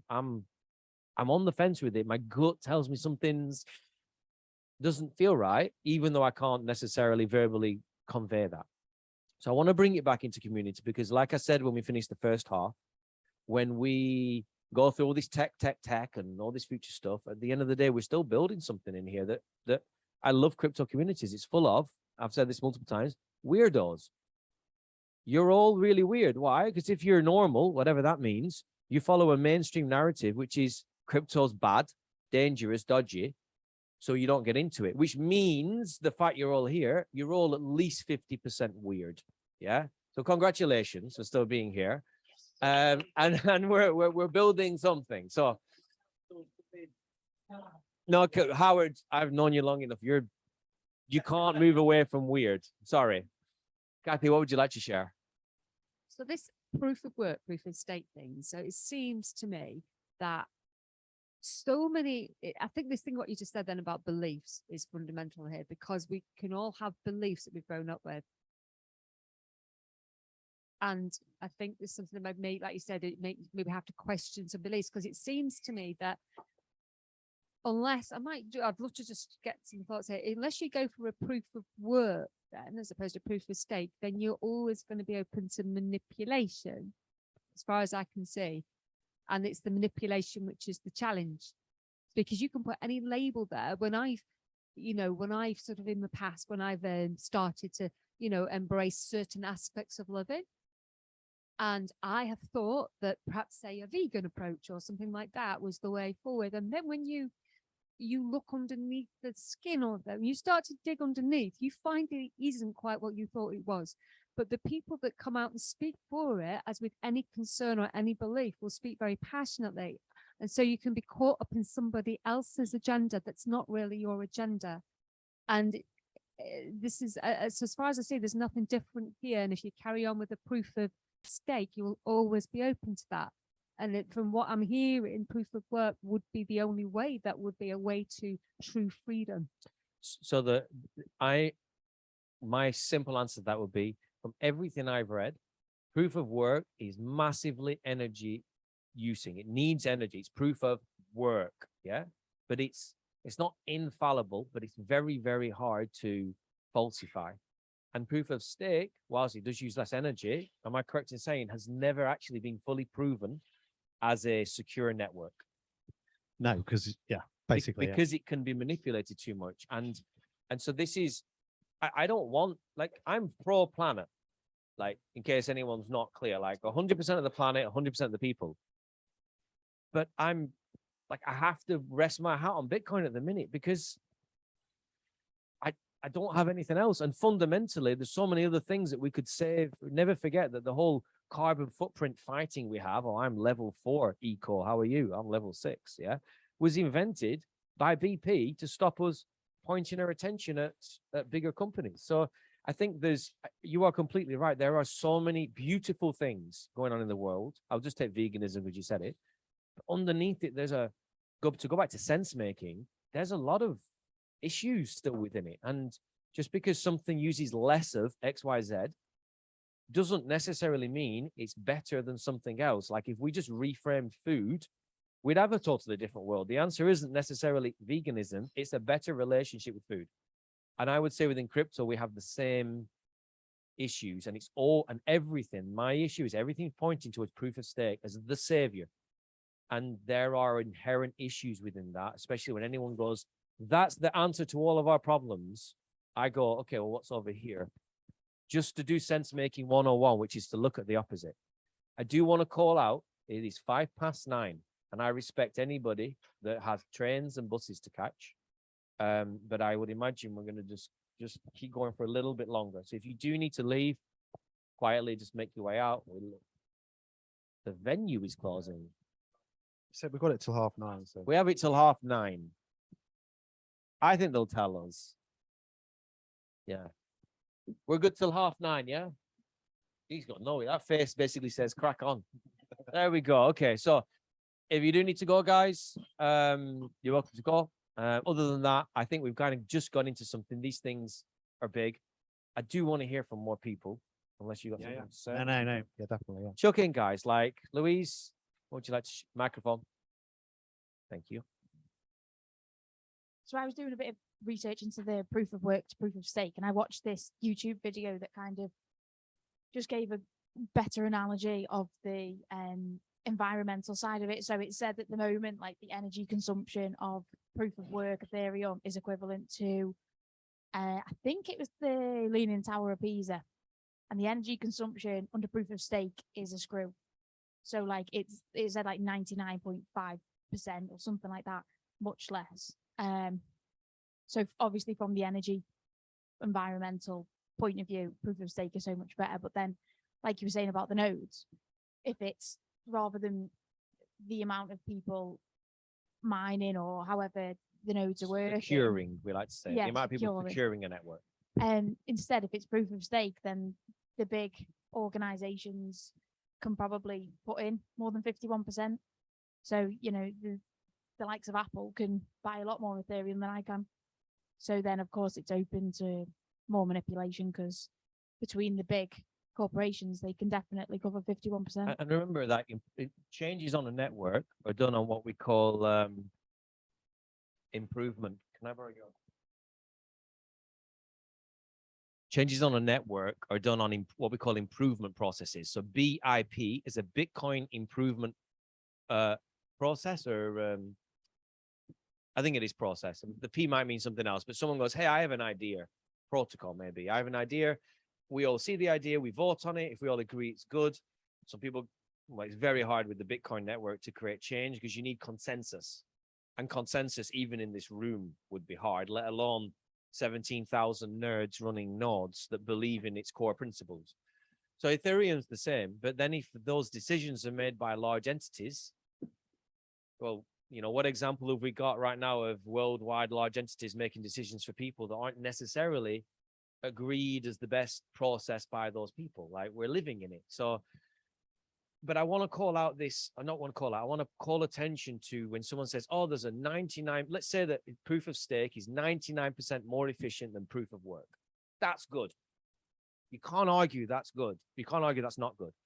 But at what expense? And so if we move to proof of stake and we're just creating a digital version of what we have, then that's not an option. And so we also have to look at this fact. When we look at energy, right now, we are a fossil fuel, carbon-based energy planet, predominantly.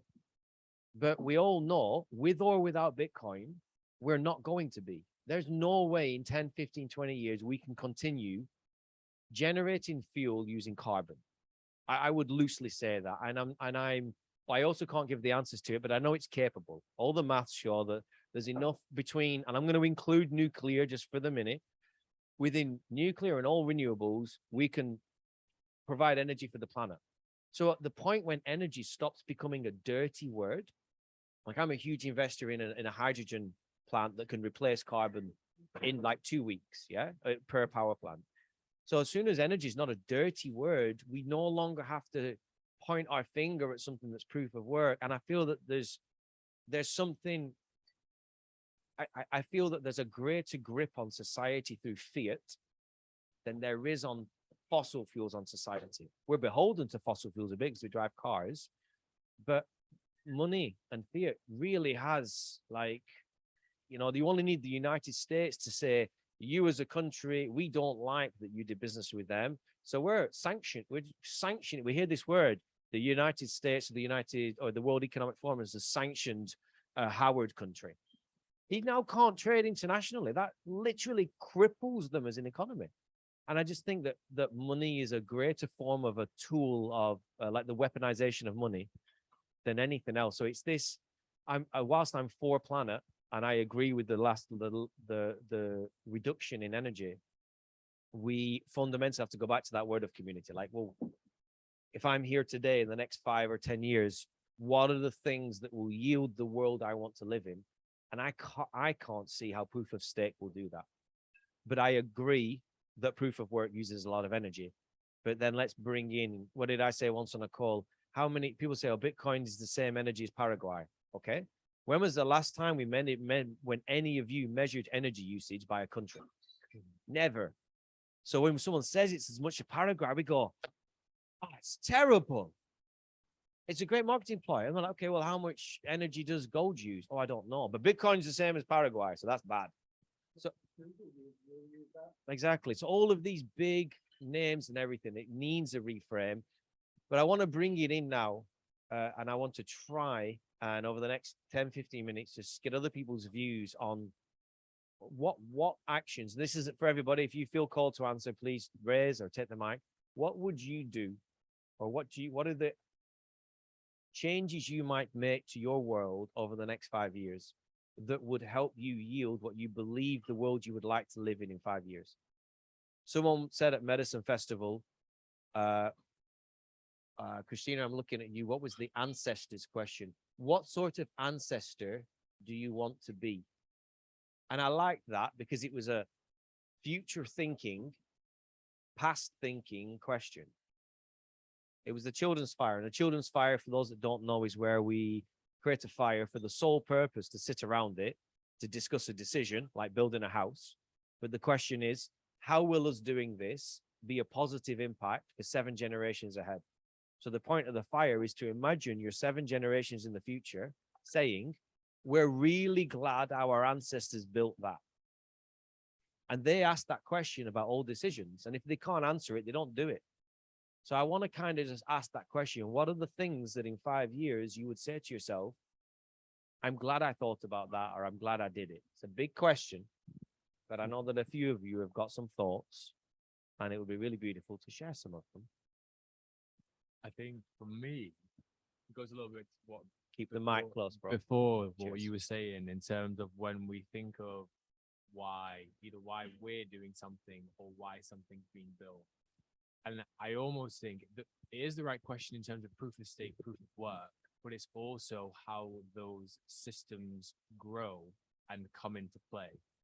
And it's going to be next to impossible. I don't want to say impossible. It's going to be next to impossible for any project to grow in the way that Bitcoin has, because it's been completely organic from 2010. And everything after, including Ethereum, has come from an individual or some kind of centralized entity. So it's going to be very, very difficult for something to replicate that decentralization of Bitcoin. And when we talk about blockchain, which has become a bit of a buzzword, blockchain doesn't mean security, right? It is just a ledger, and it depends how that is being built. And it's like Daniel said before, is Bitcoin the answer? I don't know, but it is the most secure thing in this space that we currently have. So I think it is a question of proof of stake or proof of work, but it comes back to that question, why? So in 5 years' time, I would like to say that I asked the question, why now? And why is this happening? What do I support? And I suppose that is the moving the needle of that decentralized, trustless nature, which can only come from a system which is completely global, that doesn't have that centralized entity. And I think if we keep asking that question and pushing that needle, rather than either in self-interest or the interest of they or the elite, then we might continually get to that place.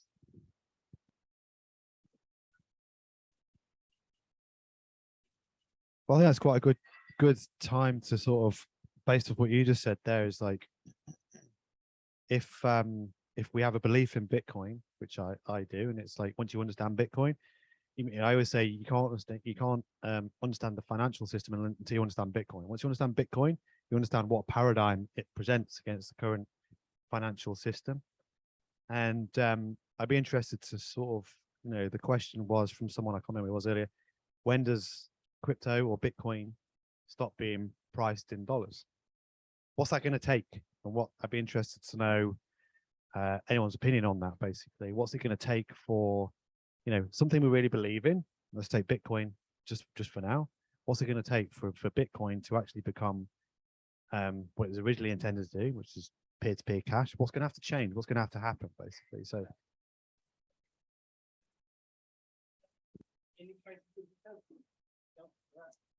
Yeah, but what's the tipping point, I guess? Oh, the tipping point as in how many people is mass adoption? That I would imagine would be on a country by country scenario. I would imagine. Do you buy or sell goods or services today? Do I buy and sell goods or services? Yeah, you could describe me as a service provider. It's a leading question. This is to everybody. My income's investment based, but yeah. Who buys and sells in crypto today? Who can? Because you can. Have you? Have you bought or sold a good or service, goods or service? It's starting to. Hey, I'm not doing this to pull up. It's one of these things. It goes to this question. We talk about adoption because someone said this to me at an event once. They said, "You want to talk about adoption? How many of you have adopted it?" And I sat there and I was like, "Oh, I haven't." Yeah. So it's small things like people will buy it, but they won't buy and sell with it. People need to become more confident with how to. You know, that's one of the things that you guys, you know, really, and the community is really helping with.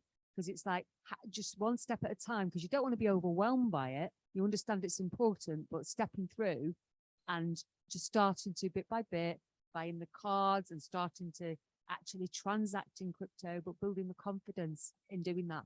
I think that's why this, you know, support of the group here is. Yes, because you're saying that one of the barriers to that, Christina, will come to you next. One of the barriers to people buying or selling in crypto, and I'm just saying crypto for now, because we could split hairs about which crypto is best, but once you've done it with one crypto, you can do it with any crypto, yeah? So you're saying one of the barriers is around how to. So I would definitely agree with that. And I want to throw my 2 pence in on my 5-year, what I would have done or what I will do. And if I was to rest my hat on 2 things, it would be on the continual use for myself of blockchain. I think at some point, you're really all fortunate here. At some point, you'll all wake up and the world will be talking about crypto and everyone will be like, what is it? A bit like the internet. And you're here, you're doing it. You'll be so much more ahead. So my 2 things to rest my hat on is the continual use of crypto and blockchain. And based on the conversation I had last week, the hoarding of cash. And the reason I'm anti-cash, I really am. But the reason is I absolutely do not want to provide a penny into central bank digital currencies. I absolutely do not. And I don't even know how to do that, but I know this, cash is not a central bank digital currency. And for as long as in the world where me and Christina are living, we still need money. Like, I can't do everything in crypto. So those 2 things for me are the lowest common denominators of things I don't have to think about. And maybe in a year, I'll have a different view, but that's where my head's at the minute. Come to Christina, and then Howard wants to comment as well. So just some points on adoption. It was something that Daniel drilled into me over the last year, but is asking the question of every time I do a transaction, marketing goods, whatever it might be, of just asking, you know, do you take crypto? And often it's a no. But I think even if it is a no, it's a leading question, isn't it, that probes the mind and encourages people to think more about it. So whether or not it's for a hotel or, and I have had one, yes, where my marketing woman actually said, yes, I do. I've never taken crypto before, but I have crypto and I have a wallet, and how maybe you can guide me on how to do that. So we did. And I paid for her services using USDT. So it is just asking the question. And the more that we can be promoting it and asking the question of whatever it might be, whether or not it's renting an apartment or booking services or buying a watch or buying a coffee even. I know it's something certainly out in Mexico in Playa del Carmen, there's one of our friends is doing a lot of work to try and get restaurants and bars, and a lot of bars do actually have adopted it. So you can pay with crypto over for a pint or a coffee or a taco. So, you know, it's just asking the question. The more that we ask the question, the more that we will encourage others to adopt it and to take it. So Brilliant. Thank you very much, Christina. Howard, and Yeah. then over to Gordo. Okay, obviously I'm a crypto virgin, as it were. But a couple of things kind of came to me as you were speaking. One is that the idea that work has value has been with us for tens of thousands of years. The idea that some strange bit of paper or government can kind of invent value is a much more recent thing. So I thought 5 years hence, when I am in my dotage and dribbling, it would be really nice to say that, you know what, from the moment of this meeting, of going forward, whenever I offered a training course or coaching and that, I offer it in Bitcoin, or not Bitcoin, but in crypto. You know, you could take one of my programs, you can do it in that, and that's me as a virgin. And the reason it suddenly came to me was the conversation I was having before during the break, which is that right at the heart of me is a sense that I have to take personal responsibility, and I can't wait for someone else, surely, to be selling their courses in USDT. It's down to me. Okay, I can't influence them, but I can choose my course. So that's my kind of commitment. So 5 years from now, they'll be going, yeah, they were first. Right.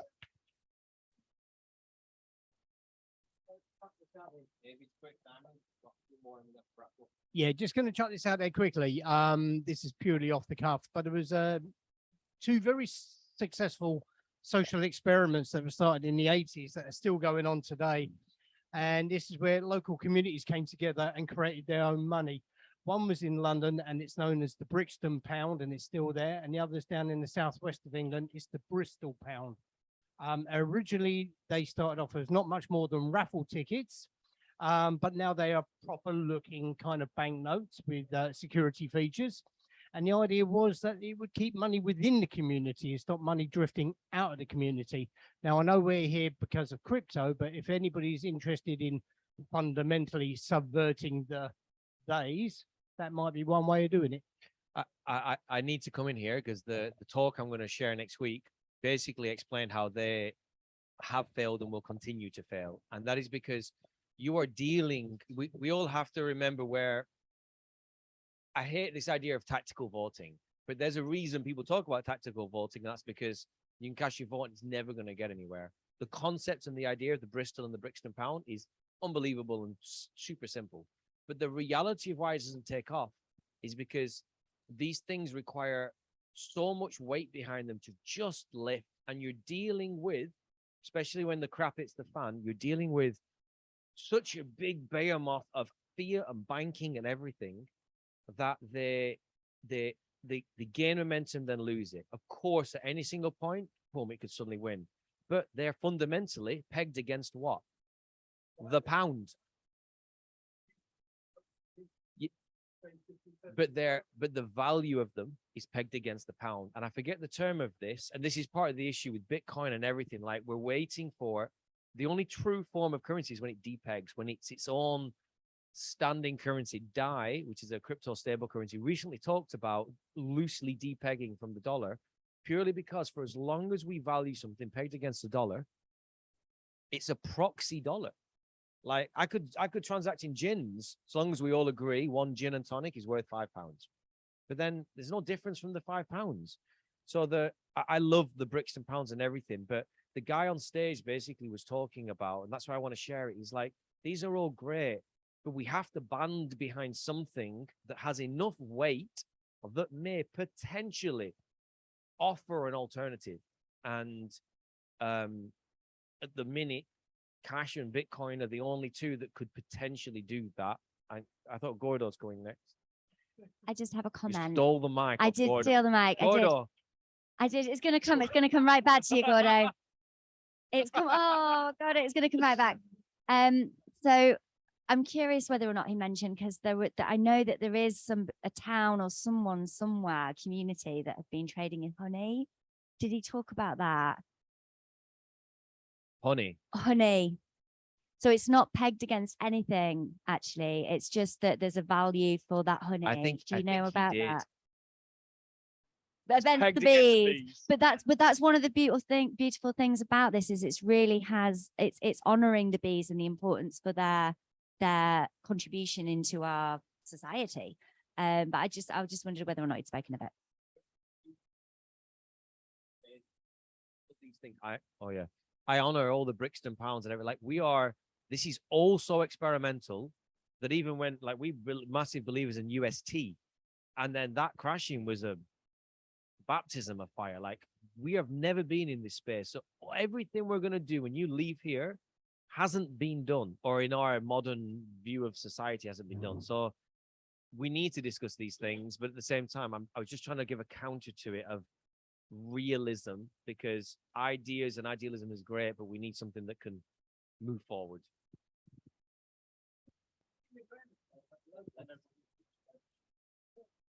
I'll come on to that in a second, but Gordo? Yeah, I just wanted to say something about adoption. I'm a big fan of Monero, and I'm constantly using Monero as a way of paying for things and supporting certain papers and stuff like that. Sorry. And I actually did a car boot the other week, and I took my computer with me with the node, and people kept asking to do PayPal and stuff like that, and I said no, but I can do Monero if you want. I didn't get anyone, but I keep putting it on, and and the Monero wallet is really, really good for that. It's a bit slow, but it does work. By Monero. I use the Monero GUI. So Did anyone ask you what's Monero, and did you tell them? yeah, I've told them that it was cryptocurrency and it was pretty much untraceable, and that's what I liked about it. So, yeah. Okay, well, we need to start thinking, like, drawing this to a close. But I think what I'd just like to talk is we've touched about some stuff here, and what I've really come back to is I really do think that at the moment things like proof of work coins, which is, I think we did it in the course. There's something like, if you look at the crypto market, it's, what is it, 22,000 coins or whatever at the moment. 7 of them are proof of work. All the rest are variations of proof of stake, right? Out of 7 proof of work coins out of 22,000 coins in total, all of them which are proof of stake. So I think, you really have to look at that. And what Howard said is, I really believe in the idea of proof of work. Something needs to happen that is of value in order to create the value, right? Without that, we are just recreating the fiat system, okay? I'll leave it at that. But I think on the other side is, and why I'm sort of like openness about choice and about community and things like that, is that if anyone knows, I've been sort of traveling the world with my family for a year, spent some time with Daniel and Christina in Mexico. But on that journey, I've met a lot of crypto communities, and they are the most passionate, most sharing, most giving and thoughtful communities I've come across. And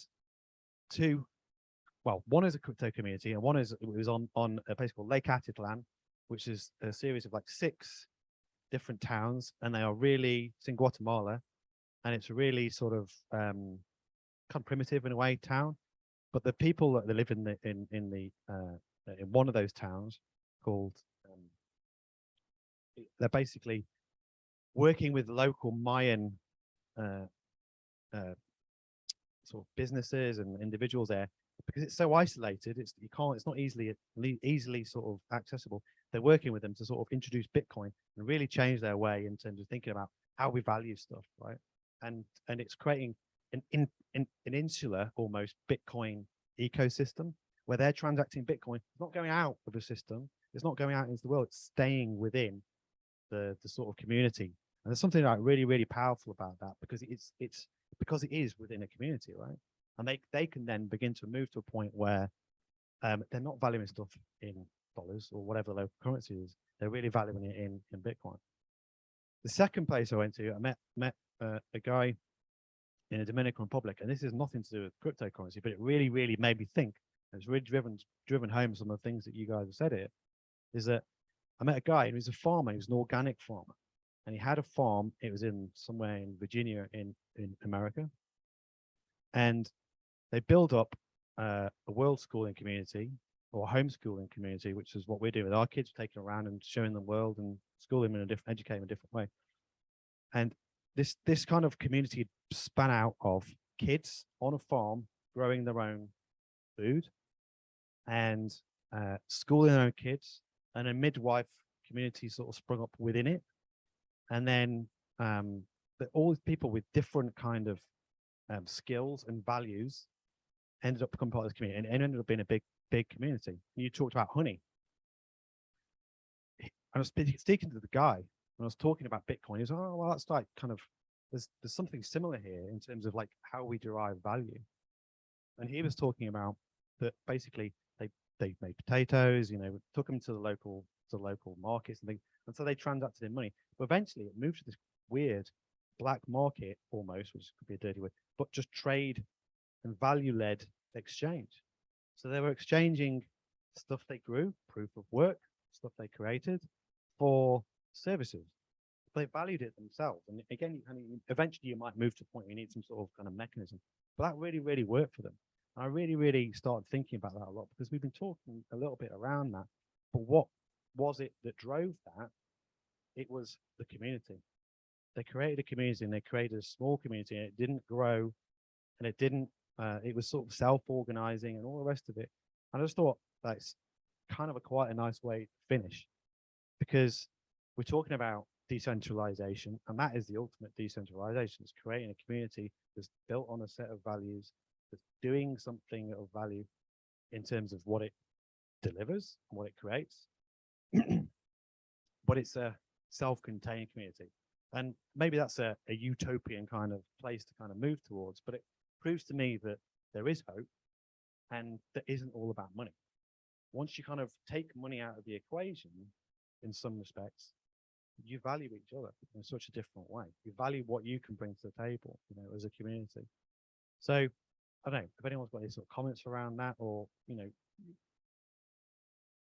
Yeah. Can you hear okay? Yeah. So the thing that's been coming back to me as you've been talking, and I'm the baby one here. The parable of the talents. One of the parables Jesus talked about, you know, this money that was, one person buried it, one person did a little bit with it, and one person did a lot with it. And it's like, it comes back to me quite a lot with crypto, like what actually happens when we put our money in, what's being done with it, because this is powerful energy. Like, how are we putting our own magic or our offerings in, and seeing the alchemy of change happen? So I still don't quite understand, like, if I put money into Bitcoin, for instance, where does it go? You know, like, together around this table, we might have 20 million that we want to, like, we've got in terms of this magical energy force. Like, we all decide, right, let's put this into Bitcoin. Where does that go? How does that change the world if we all put all our money into Bitcoin? Like, what happens next? Like, if I have 20 million and I can change communities, I can grow food, I can start businesses that will change the environment and support different systems, new systems. But if I put it all into Bitcoin, where does it go? Is that not just burying it and like not being really responsible with this energy that I've been given? Just like I'm just struggling to like find, where is this, you know, this powerful energy. What do we do with this? You make a really good point there. Can I give a really quick answer on that? Yeah. The word to remember is store of value. So if I only have 20 million, I wouldn't put it all in Bitcoin, because that isn't going to change the world. However, if this is my changing the world money, applicable money, like what I want to do, yeah? And this is my assets, my saving, it's the thing that allows me the space and the time to do stuff without having to work. Then where am I going to put this? So my options are banks. Traditionally, my options are banks, gold, property. I would say or hedge funds or people that manage the money. Yeah. All of those are fiat based. Maybe let's exclude property because it's tangible. But even gold is still kind of loosely based on fiat. So Bitcoin is just an alternative that's not part of the same system. In my world, it isn't going to change the world. All it's going to do is I'm not going to keep feeding the old system. I still need project money for ideas and thing. I like what you're doing and I give it to you, but I may give it to them through Bitcoin. So I might say, hey, I'm going to give you 10 grand. I'll send you 10 grand's worth of Bitcoin at today's value. Kathy might say, I'd prefer USDC or USDT. But you're right with your question. If we all go and put 20 grand in Bitcoin tomorrow, 20 million, nothing will change, especially that sort of money you're talking. The world deals with trillions. Us putting 20 million together is nothing. We need to put that money into projects. But Bitcoin is, like we said earlier, it's the best bet. It's the best thinking other than fiat in terms of trying to build a new system. If we all bought property tomorrow, it would be a store of value, but it isn't going to build a new monetary system that replaces fiat. It's just going to hold it there. But for as long as Bitcoin can continue to grow and have more adoption, then we have a chance of something else. It might not be the answer, but I wanted to separate those words. It's not the be all and end all, which is why earlier we said that we're going to have these diametrically opposed views, and me putting into Bitcoin doesn't necessarily help the environment. But if it moves us away from fiat, I could argue that does help the environment because of the amount of stupid waste we have in fiat. So there's no easy answer to this, but I wanted to create separation there. I'm going to wrap up in a minute. Alan hasn't shared at all, so I definitely want to give him the space. If anybody hasn't shared, your opportunity will be after this man right here. Other than that, I'm going to wrap up so that we can finish the night off. Yes, kind of an extension to that question. So for me, a huge part of getting into crypto is to create financial freedom. When you have financial freedom, you have both the time and the money or crypto or value, whatever you want to call it, to do good in the world. If you don't have financial freedom, you're tied to trying to make a living. Everything that you buy, you're buying on affordability. So it's all your human energy and all your human time is going to what pays the bills, what's affordable, and that's where all your human energy is going. If you can create financial freedom in something else through, say, for example, Bitcoin, which is going to grow in value more than the fiat currency or relative to it, or in any other currencies, once you have that financial freedom, you then have the time and the means and the energy to go out and do whatever you think is right, not what is affordable, not what pays the bills, but what you believe to be right. And that's where I see financial freedom as being beneficial to the world. It's not about greed. It's when your cup is full, then you have something to give.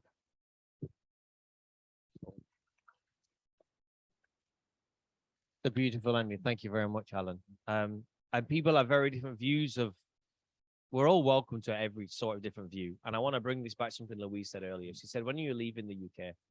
And we basically pretty soon, I'm going to go somewhere else and maybe come back. And she said, oh, that's a shame, because I would love to see more of this. And for any of the knew us before we were here, like we had events every single week. It was all around entrepreneurship for good. And with this same idea, we've been floating this around. It's how we met Kathy and Howard, is this idea that what if money could be used for something better? As if that's like one of those stupid, crazy ideas. It's so simple.